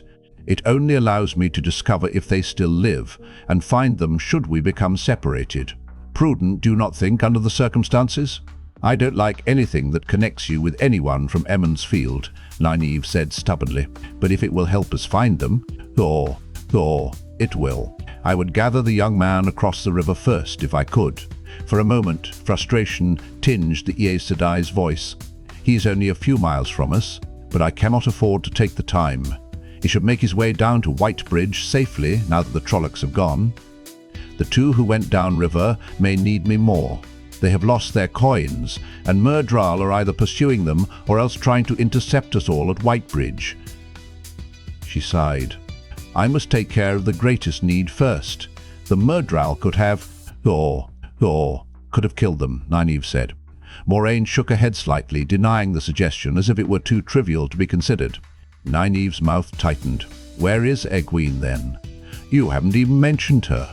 "I do not know," Moiraine admitted, "but I hope that she is safe." "You don't know? You hope?" "All that talk about saving her life by taking her to Tar Valon, and she could be dead for all you know. I could look for her and allow the Myrddraal more time before I arrive to help the two young men who went south. It is them the Dark One wants, not her. They would not bother with Egwene so long as their true quarry remains uncaught." Nynaeve remembered her own encounter, but she refused to admit the sense of what Moiraine said. "So the best you have to offer is that she may be alive, if she was lucky. Alive, maybe alone, frightened, even hurt, days from the nearest village or help except for us, and you intend to leave her. She may just as easily be safe with the boy across the river, or on her way to Whitebridge with the other two. In any case, there are no longer Trollocs here to threaten her, and she is strong, intelligent, and quite capable of finding her way to Whitebridge alone, if need be. Would you rather stay on the chance that she may need help, or do you want to try to help those we know are in need? Would you have me search for her and let the boys and the Myrddraal, who are surely pursuing them, go? As much as I hope for Egwene's safety, Nynaeve, I fight against the Dark One, and for now that sets my path." Moraine's calm never slipped while she laid out the horrible alternatives. Nynaeve wanted to scream at her. Blinking back tears, she turned her face so the Aes Sedai could not see. "Light, a wisdom is supposed to look after all of her people. Why do I have to choose like this?" "Here is Lan," Moiraine said, rising and settling her cloak about her shoulders. To Nynaeve it was only a tiny blow as the warder led her horse out of the trees. Still, her lips thinned when he handed her the reins. It would have been a small boost to her spirits if there had been even a trace of gloating on his face, instead of that insufferable, stony calm. His eyes widened when he saw her face, and she turned her back on him to wipe tears from her cheeks. How dare he mock my crying? "Are you coming, Wisdom?" Moraine asked coolly. She took one last, slow look at the forest, wondering if Egwene was out there, before sadly mounting her horse. Lan and Moraine were already in their saddles, turning their horses south. She followed, stiff-backed, refusing to let herself look back. Instead, she kept her eyes on Moraine. The Aes Sedai was so confident in her power and her plans, she thought. But if they did not find Egwene and the boys, all of them alive and unharmed, not all of her power would protect her. Not all her power. "I can use it, woman. You told me so yourself. I can use it against you." In a small copse of trees, beneath a pile of cedar branches roughly cut in the dark, Perrin slept long after sunrise. It was the cedar needles, pricking him through his still damp clothes, that finally pricked through his exhaustion as well. Deep in a dream of Eamon's field, of working at Master Luhan's forge, he opened his eyes and stared, uncomprehending, at the sweet-smelling branches interwoven over his face, sunlight trickling through. Most of the branches fell away as he sat up in surprise, but some hung haphazardly from his shoulders and even his head, making him appear something like a tree himself. Eamon's field faded as memory rushed back, so vivid that for a moment the night before seemed more real than anything around him now. Panting, frantic, he scrabbled his axe out of the pile. He clutched it in both hands and peered around cautiously, holding his breath. Nothing moved. The morning was cold and still. If there were Trollocs on the east bank of the Arenelle, they were not moving, at least not close to him. Taking a deep, calming breath, he lowered the axe to his knees and waited a moment for his heart to stop pounding. The small stand of evergreens surrounding him was the first shelter he had found last night. It was sparse enough to give little protection against watching eyes if he stood up. Plucking branches from his head and shoulders, he pushed aside the rest of his prickly blanket, then crawled on hands and knees to the edge of the copse. There he lay, studying the riverbank and scratching where the needles had stabbed him. The cutting wind of the night before had faded to a silent breeze that barely rippled the surface of the water. The river ran by, calm and empty, and wide, surely too wide and too deep for Fades to cross. The far bank appeared a solid mass of trees as far as he could see upriver and down. Certainly nothing moved in his view over there. He was not sure how he felt about that. Fades and Trollocs he could do without quite easily, even on the other side of the river, but a whole list of worries would have vanished with the appearance of the Aes Sedai, or the Warder, or even better, any of his friends. If wishes were wings, sheep would fly. That was what Mistress Luhan always said. He had not seen a sign of his horse since riding over the bluff. He hoped it had swum out of the river safely, but he was more used to walking than riding anyway, and his boots were stout and well soled. He had nothing to eat, but his sling was still wrapped around his waist, and that, or the snare lines in his pocket, ought to yield a rabbit in a little time. Everything for making a fire was gone with his saddlebags, but the cedar trees would yield tinder and a firebow with a bit of work. He shivered as the breeze gusted into his hiding place. His cloak was somewhere in the river, and his coat and everything else he wore was still clammy cold from the soaking in the river. He had been too tired for the cold and damp to bother him last night, but now he was wide awake to every chill. Just the same, he decided against hanging his clothes on the branches to dry. If the day was not precisely cold, it was not even close to warm. Time was the problem, he thought with a sigh. Dry clothes, with a little time. A rabbit to roast and a fire to roast it over, with a little time. His stomach rumbled, and he tried to forget about eating altogether. There were more important uses for that time. One thing at a time, and the most important first. That was his way. His eyes followed the strong flow of the Arenelle downriver. He was a stronger swimmer than Egwene. If she had made it across. No, not if. The place where she had made it across would be downriver. He drummed on the ground with his fingers, weighing, considering. His decision made, he wasted no time in picking up his axe and setting off down the river. This side of the Arenelle lacked the thick forest of the west bank. Clumps of trees spotted across what would be grassland if spring ever came. Some were big enough to be called thickets, with swathes of evergreens among the barren ash and alder and hardgum. Down by the river the stands were smaller and not so tight. They gave poor cover, but they were all the cover there was. He dashed from growth to growth in a crouch, throwing himself down when he was among the trees to study the riverbanks, the far side as well as his. The warder said the river would be a barrier to Fades and Trollocs, but would it? Seeing him might be enough to overcome their reluctance to cross deep water. So he watched carefully from behind the trees and ran from one hiding place to the next, fast and low. He covered several miles that way, in spurts, until suddenly, halfway to the beckoning shelter of a growth of willows, he grunted and stopped dead, staring at the ground. Patches of bare earth spotted the matted brown of last year's grass, and in the middle of one of those patches, right under his nose, was a clear hoofprint. A slow smile spread across his face. Some Trollocs had hooves, but he doubted if any wore horseshoes, especially horseshoes with the double crossbar Master Luhan added for strength. Forgetting possible eyes on the other side of the river, he cast about for more tracks. The plaited carpet of dead grass did not take impressions well, but his sharp eyes found them anyway. The scanty trail led him straight away from the river to a dense stand of trees, thick with leatherleaf and cedar that made a wall against wind or prying eyes.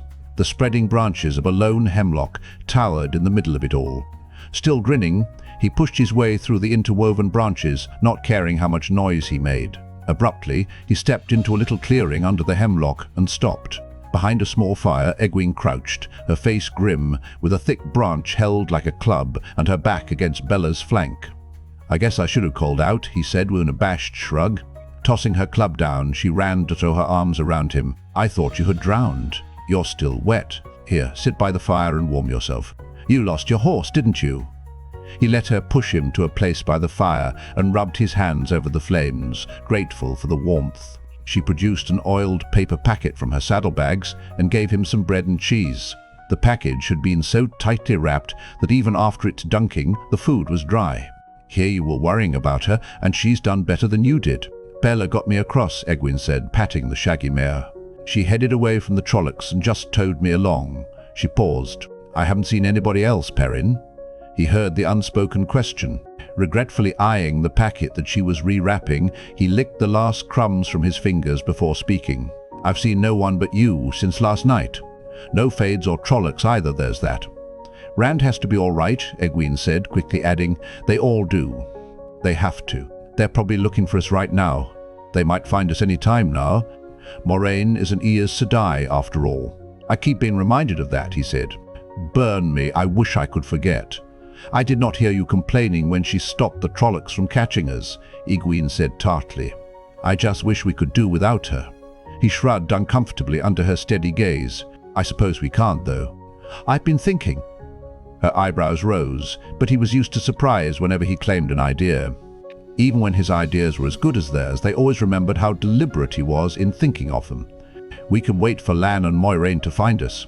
"Of course," she cut in. "Moiraine Sedai said she would find us if we were separated." He let her finish, then went on. "Or the Trollocs could find us first. Moraine could be dead too. All of them could be." "No, Egwene. I'm sorry, but they could be. I hope they are all safe. I hope they'll walk up to this fire any minute.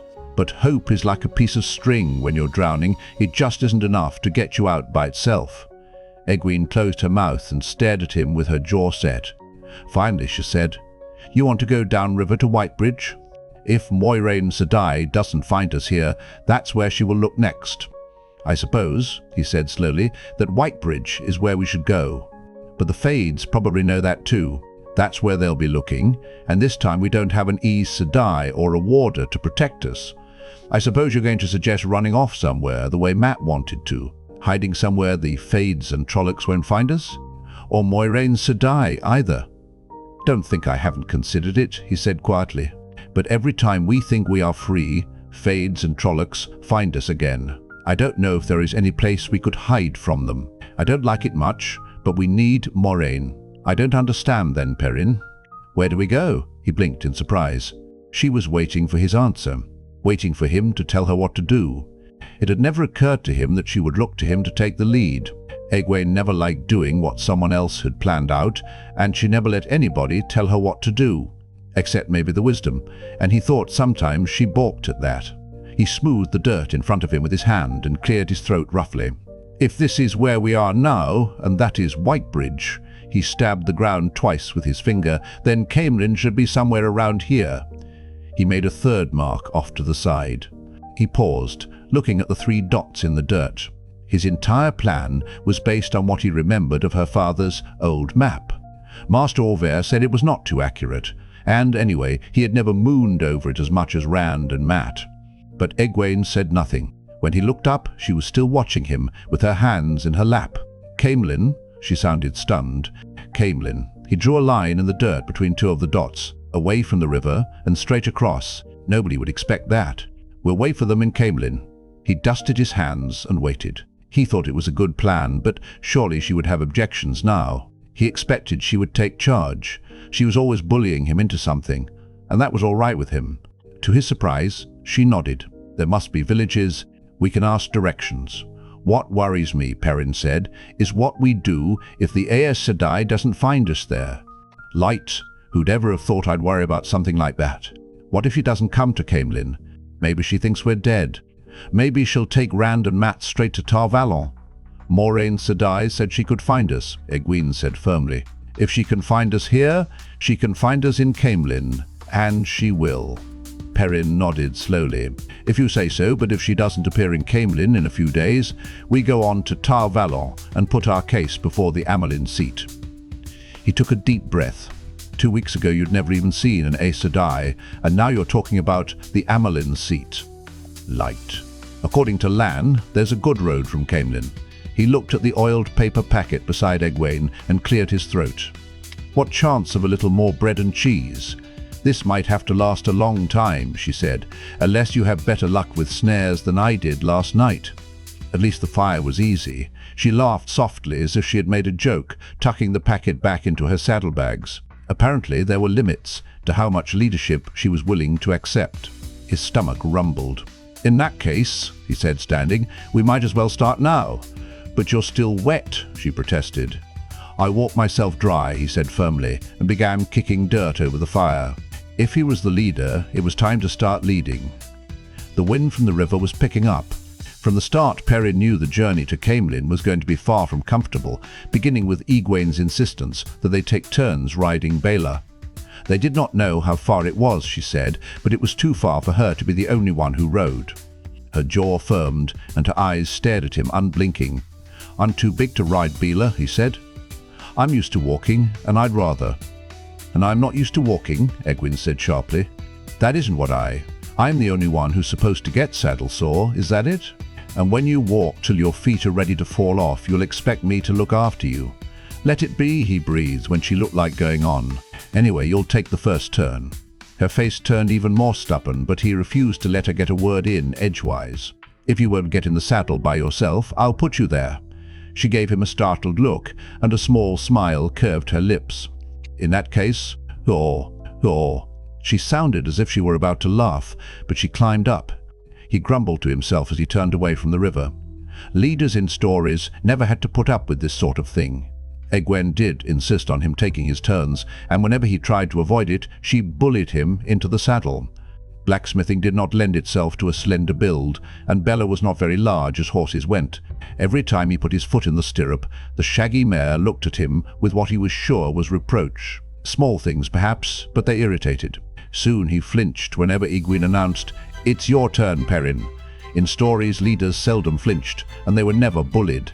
But, he reflected, they never had to deal with Egwene either. There were only short rations of bread and cheese to begin with, and what there was gave out by the end of the first day. Perrin set snares along, likely rabbit runs. They looked old, but it was worth a chance, while Egwene began laying a fire. When he was done, he decided to try his hand with his sling before the light failed altogether. They had not seen a sign of anything at all alive, but to his surprise, he jumped a scrawny rabbit almost at once. He was so surprised when it burst from under a bush right beneath his feet that it almost got away, but he fetched it at 40 paces, just as it was darting around a tree. When he came back to the camp with the rabbit, Egwene had broken limbs all laid for the fire, but she was kneeling beside the pile with her eyes closed. "What are you doing? You can't wish a fire." Egwene gave a jump at his first words and twisted around to stare at him with a hand to her throat. You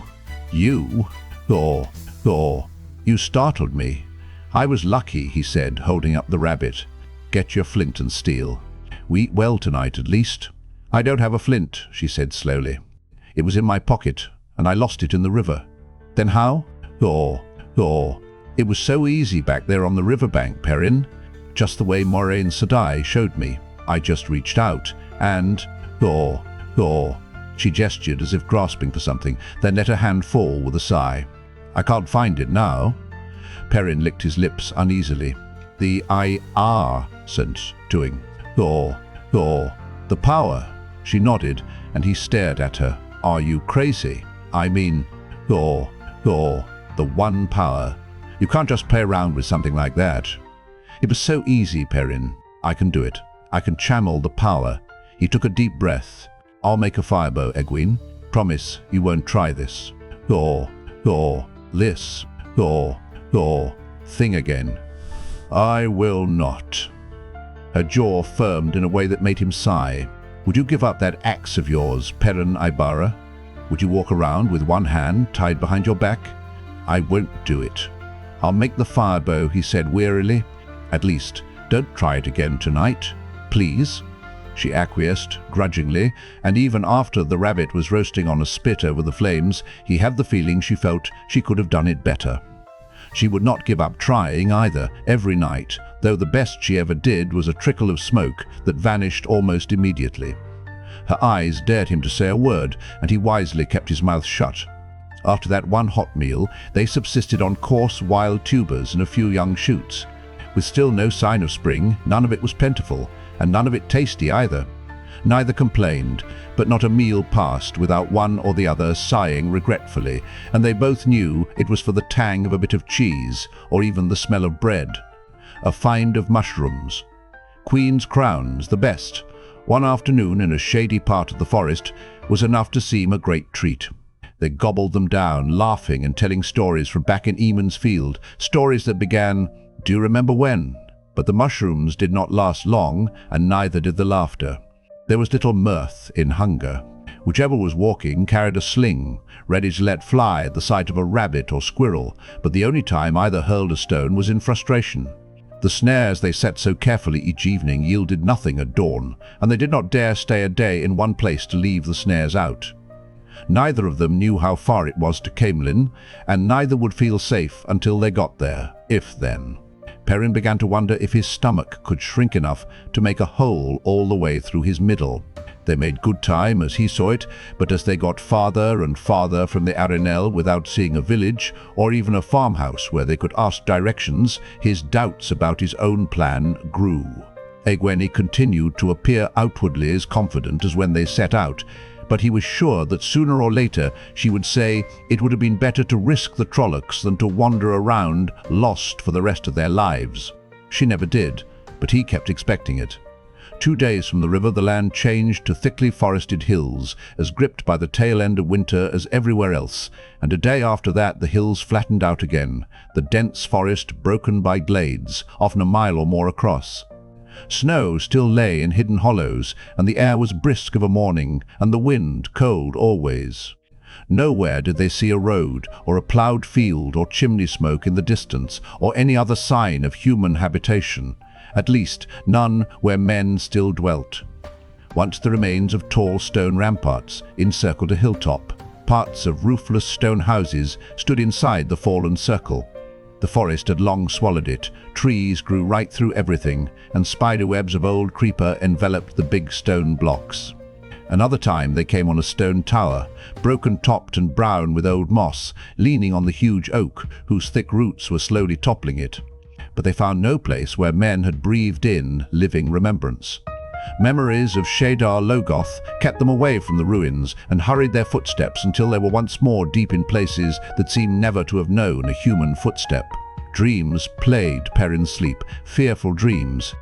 Baalzamon was in them, chasing him through mazes, hunting him, but Perrin never met him face to face, so far as he remembered, and their journey had been enough to bring a few bad dreams. Egwene complained of nightmares about Shadar Logoth, especially the 2 nights after they found the ruined fort and the abandoned tower. Perrin kept his own counsel even when he woke, sweating and shaking in the dark. She was looking to him to lead them safely to Caemlyn, not share worries about which they could do nothing. He was walking at Bella's head, wondering if they would find anything to eat this evening when he first caught the smell. The mare flared her nostrils and swung her head in the next moment. He seized her bridle before she could wicker. "That's smoke," Egwene said excitedly. She leaned forward in the saddle, drew a deep breath. "A cook fire. Somebody is roasting dinner. Rabbit." "Maybe," Perrin said cautiously, and her eager smile faded. He exchanged his sling for the wicked half-moon of the axe.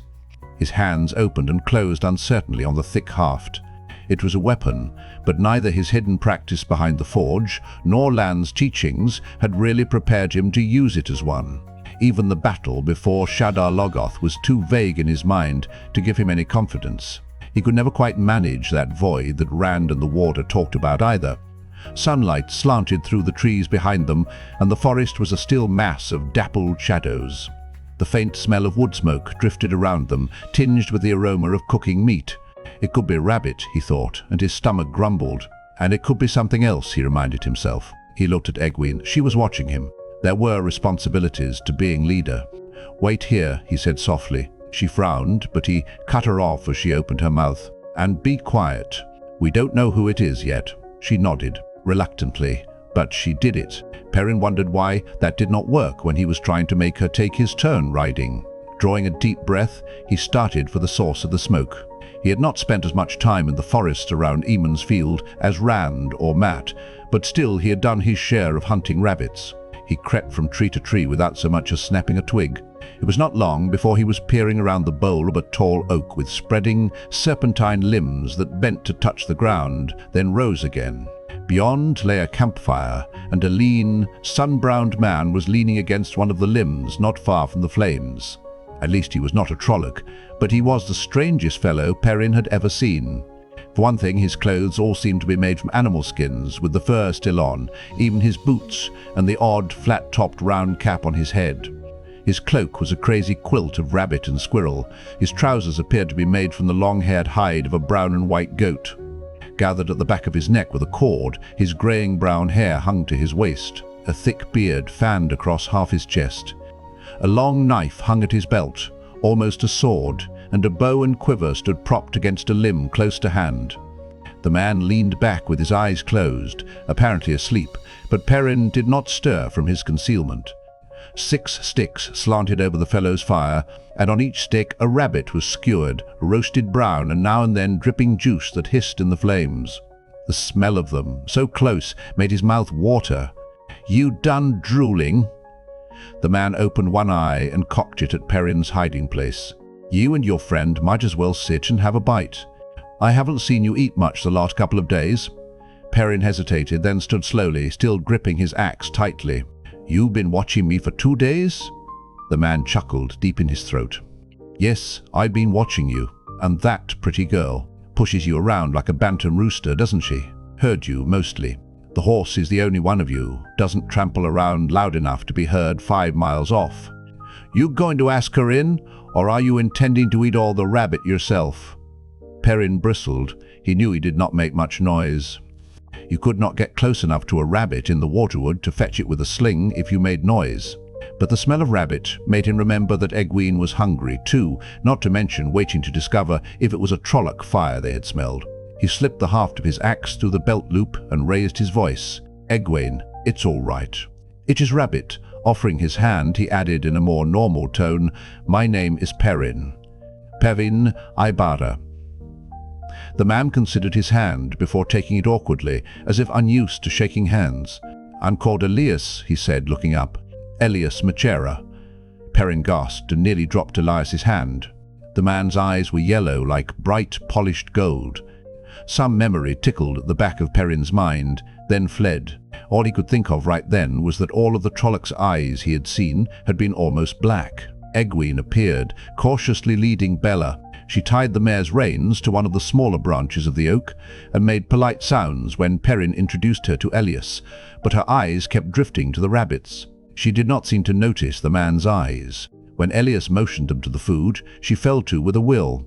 Perrin hesitated only a minute longer before joining her. Elyas waited silently while they ate. Perrin was so hungry he tore off pieces of meat so hot he had to juggle them from hand to hand before he could hold them in his mouth. Even Egwene showed little of her usual neatness. Greasy juice ran down her chin. Day faded into twilight before they began to slow down, moonless darkness closing in around the fire, and then Elyas spoke. "What are you doing out here? There isn't a house inside 50 miles in any direction." "We're going to Caemlyn," Egwene said. "Perhaps you could?" Her eyebrows lifted coolly as Elyas threw back his head and roared with laughter. Perrin stared at him, a rabbit leg half raised to his mouth. "Caemlyn," Elyas wheezed when he could talk again. "The path you're following, the line you've taken the last 2 days, you'll pass 100 miles or more north of Caemlyn." "We were going to ask directions," Egwene said defensively. "We just haven't found any villages or farms yet." "And none you will," Elyas said, chuckling. "The way you're going, you can travel all the way to the spine of the world without seeing another human. Of course, if you manage to climb the spine, it can be done. Some places you could find people in the Isle Waste, but you wouldn't like it there. You'd broil by day and freeze by night and die of thirst any time. It takes an Isleman to find water in the Waste, and they don't like strangers much." "No, not much, I'd say." He set off into another, more furious burst of laughter, this time actually rolling on the ground. "Not much at all," he managed. Perrin shifted uneasily. "Are we eating with a madman?" Egwene frowned, but she waited until Elyas's mirth faded a little, then said, "Perhaps you could show us the way. You seem to know a good deal more about where places are than we do."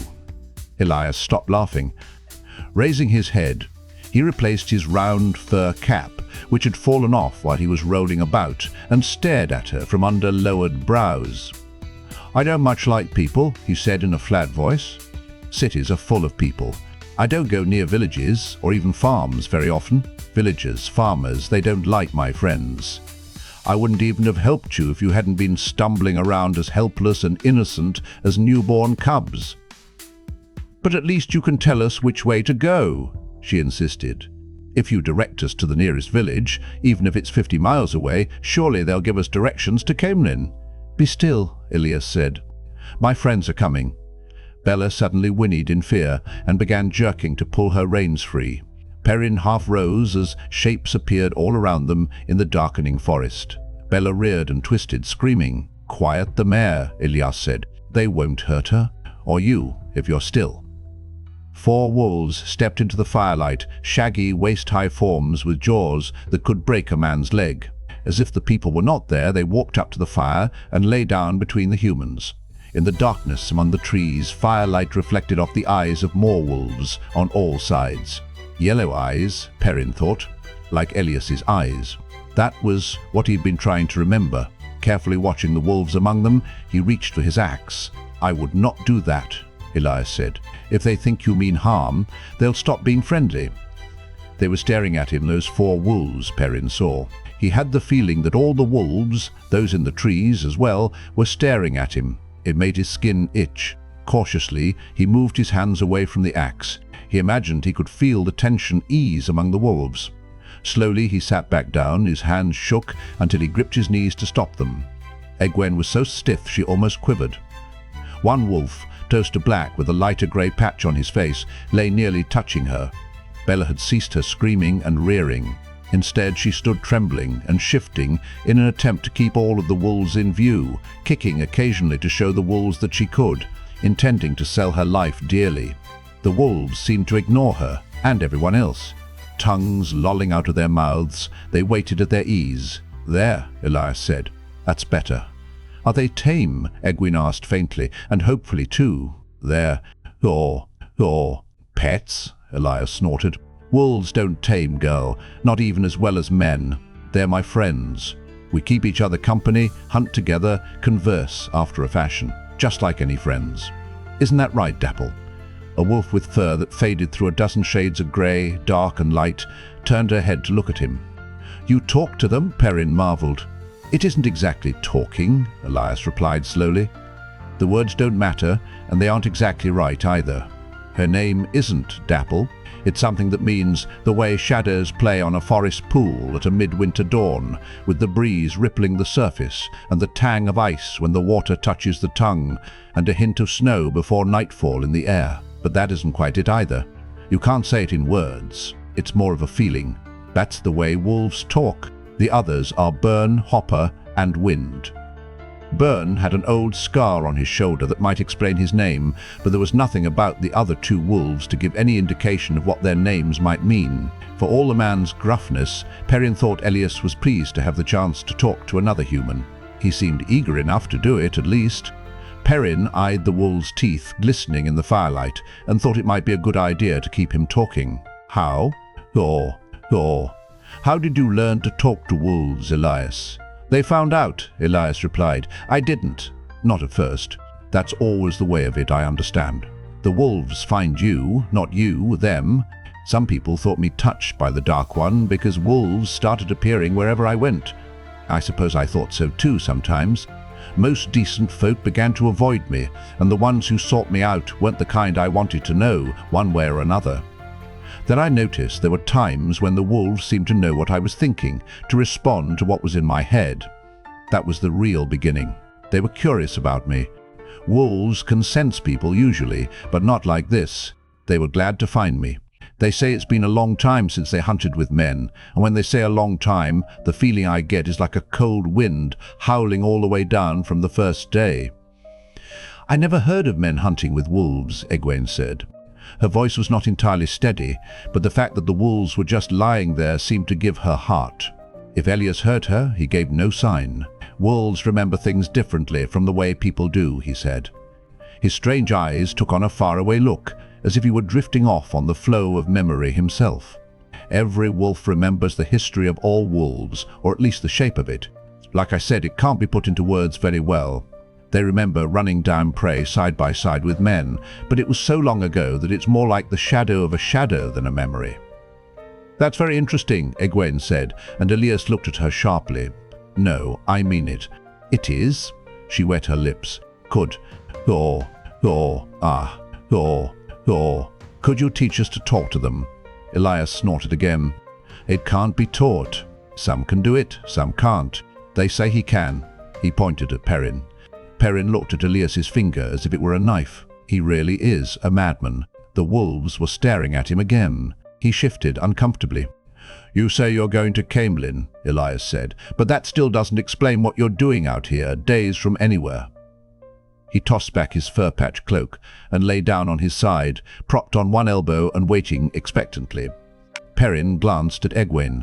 Early on they had concocted a story for when they found people, to explain where they were going without bringing them any trouble, without letting anyone know where they were really from or where they were really going, eventually. Who knew what careless word might reach a Fade's ear? They had worked on it every day, patching it together, honing out flaws. And they had decided Egwene was the one to tell it. She was better with words than he was, and she claimed she could always tell when he was lying by his face. Egwene began at once, smoothly. They were from the north, from Saldaea, from farms outside a tiny village. Neither of them had been more than 20 miles from home in their whole lives before this, but they had heard gleemen's stories and merchants' tales, and they wanted to see some of the world. Caemlyn and Ilion, the Sea of Storms, and maybe even the fabled islands of the sea folk. Perrin listened with satisfaction. Not even Tom Merrilin could have made a better tale from the little they knew of the world outside the two rivers, or one better suited to their needs. From Saldaea, eh? Elyas said when she was done. Perrin nodded. That's right. We thought about seeing Mashadar first. I'd surely like to see the king, but the capital city would be the first place our fathers would look. That was his part of it, to make it plain they had never been to Mashadar. That way no one would expect them to know anything about the city, just in case they ran into someone who really had been there. It was all a long way from Eamon's Field and the events of Winternight. Nobody hearing the tale would have any reason to think of Tar Valon or Aes Sedai. Quite a story. Elyas nodded. Yes, quite a story. There's a few things wrong with it, but the main thing is, Dapple says it's all a lump of lies. Every last word. Lies, Egwene exclaimed. Why would we lie? The four wolves had not moved, but they no longer seemed to be just lying there around the fire. They crouched instead, and their yellow eyes watched the Eamon's Fielders without blinking. Perrin did not say anything, but his hand strayed to the axe at his waist. The four wolves rose to their feet in one quick movement, and his hand froze. They made no sound, but the thick hackles on their necks stood erect. One of the wolves back under the trees raised a growling howl into the night. Others answered, 5, 10, 20, till the darkness rippled with them. Abruptly, they too were still. Cold sweat trickled down Perrin's face. If you think, Egwene stopped to swallow. Despite the chill in the air, there was sweat on her face too. If you think we are lying, then you'll probably prefer that we make our own camp for the night, away from yours. Ordinarily I would, girl, but right now I want to know about the Trollocs and the Halfmen. Perrin struggled to keep his face impassive and hoped he was doing better at it than Egwene. Elyas went on in a conversational tone. Dapple says she smelled Halfmen and Trollocs in your mines while you were telling that fool story. They all did. You're mixed up with Trollocs somehow, and the Eyeless. Wolves hate Trollocs and Halfmen worse than wildfire, worse than anything, and so do I. Bern wants to be done with you. It was Trollocs gave him that mark when he was a yearling. He says game is scarce, and you're fatter than any deer he's seen in months, and we should be done with you. But Bern is always impatient. Why don't you tell me about it? I hope you're not dart friends. I don't like killing people after I've fed them. Just remember, they'll know if you lie, and even Dapple is already near as upset as Bern. His eyes, as yellow as the wolves' eyes, blinked no more than theirs did. They are a wolf's eyes, Perrin thought. Egwene was looking at him, he realized, waiting for him to decide what they should do. Light, suddenly I'm the leader again. They had decided from the first that they could not risk telling the real story to anyone, but he saw no chance for them to get away, even if he managed to get his axe out before. Dapple growled deep in her throat, and the sound was taken up by the other three around the fire, then by the wolves in the darkness. The menacing rumble filled the night. All right, Perrin said quickly. All right, the growling cut off, sharp and sudden. Egwene unclenched her hands and nodded. It all started a few days before winter night, Perrin began, when our friend Matt saw a man in a black cloak. Elyas never changed his expression or the way he lay on his side, but there was something about the tilt of his head that spoke of ears pricking up. The four wolves sat down as Perrin went on. He had the impression they were listening too. The story was a long one, and he told almost all of it. The dream he and the others had had in Baerlon, though, he kept to himself. He waited for the wolves to make some sign they had caught the omission, but they only watched. Dapple seemed friendly, Bern angry. He was hoarse by the time he finished. Right, I have a lock. And if she doesn't find us in Caemlyn, we'll go on to Tar Valon. We don't have any choice except to get help from the Aes Sedai. Trollocs and Halfmen this far south, Elyas mused. Now that's something to consider. He rooted behind him and tossed Perrin a hide water bag, not really looking at him. He appeared to be thinking. He waited until Perrin had drunk and replaced the plug before he spoke again. I don't hold with Aes Sedai. The Red Aja, those that like hunting for men who mess with the One Power, they wanted to gentle me once. I told them to their faces they were Black Ajar, served the Dark One, I said, and they didn't like that at all. They couldn't catch me, though, once I got into the forest, but they did try. Yes, they did. Come to that, I doubt any Aes Sedai would take kindly to me after that. I had to kill a couple of warders. Bad business, that. Killing warders. Don't like it. This talking to wolves, Perrin said uneasily. It has to do with the power? Of course not, Elyas growled. Wouldn't have worked on me, gentling, but it made me mad, them wanting to try. This is an old thing, boy. Older than Aes Sedai. Older than anybody using the One Power. Old as humankind. Old as wolves. They don't like that either, Aes Sedai. Old things coming again. I'm not the only one. There are other things, other folk. Makes Aes Sedai nervous. Makes them mutter about ancient barriers weakening. Things are breaking apart, they say. They're afraid the Dark One will get loose, is what. You'd think I was to blame, the way some of them looked at me. Red Ajar anyway, but some others too. The Amirlin seat. Nah. I keep clear of them, mostly, and clear of friends of Aes Sedai as well. You will too, if you're smart. I'd like nothing better than to stay away from Aes Sedai, Perrin said. Egwene gave him a sharp look. He hoped she would not burst out that she wanted to be an Aes Sedai, but she said nothing, though her mouth tightened, and Perrin went on. It isn't as if we have a choice. We've had Trollocs chasing us, and Fades, and Dragkar. Everything but dark friends. We can't hide, and we can't fight back alone. So who is going to help us? Who else is strong enough except Aes Sedai? Elyas was silent for a time, looking at the wolves, most often at Dapple or Burn. Perrin shifted nervously and tried not to watch. When he watched, he had the feeling that he could almost hear what Elyas and the wolves were saying to one another. Even if it had nothing to do with the power, he wanted no part of it. He had to be making some crazy joke. I can't talk to wolves. One of the wolves, Hopper, he thought, looked at him and seemed to grin. He wondered how he had put a name to him. You could stay with me, Elyas said finally. With us. Egwene's eyebrows shot up and Perrin's mouth dropped open. Well, what could be safer? Elyas challenged. Trollocs will take any chance they get to kill a wolf by itself, but they'll go miles out of their way to avoid a pack. And you won't have to worry about Aes Sedai either. They don't often come into these woods. I don't know. Perrin avoided looking at the wolves to either side of him. One was Dapple, and he could feel her eyes on him. For one thing, it isn't just the Trollocs. Elyas chuckled coldly. I've seen a pack pull down one of the Elyas too. Lost half the pack, but they wouldn't give up once they had it sent. Trollocs, Merdral, it's all one to the wolves. It's you they really want, boy. They've heard of other men who can talk to wolves, but you're the first they've ever met besides me. They'll accept your friend too, though, and you'll all be safer here than in any city. There's dark friends in cities. Listen, Perrin said urgently, I wish you'd stop saying that. I can't do that. What you do, what you're saying. As you wish, boy. Play the goat, if you've a mind to. Don't you want to be safe? I'm not deceiving myself. There's nothing to deceive myself about. All we want. We are going to Caemlyn, Egwene spoke up firmly, and then to Tar Valon.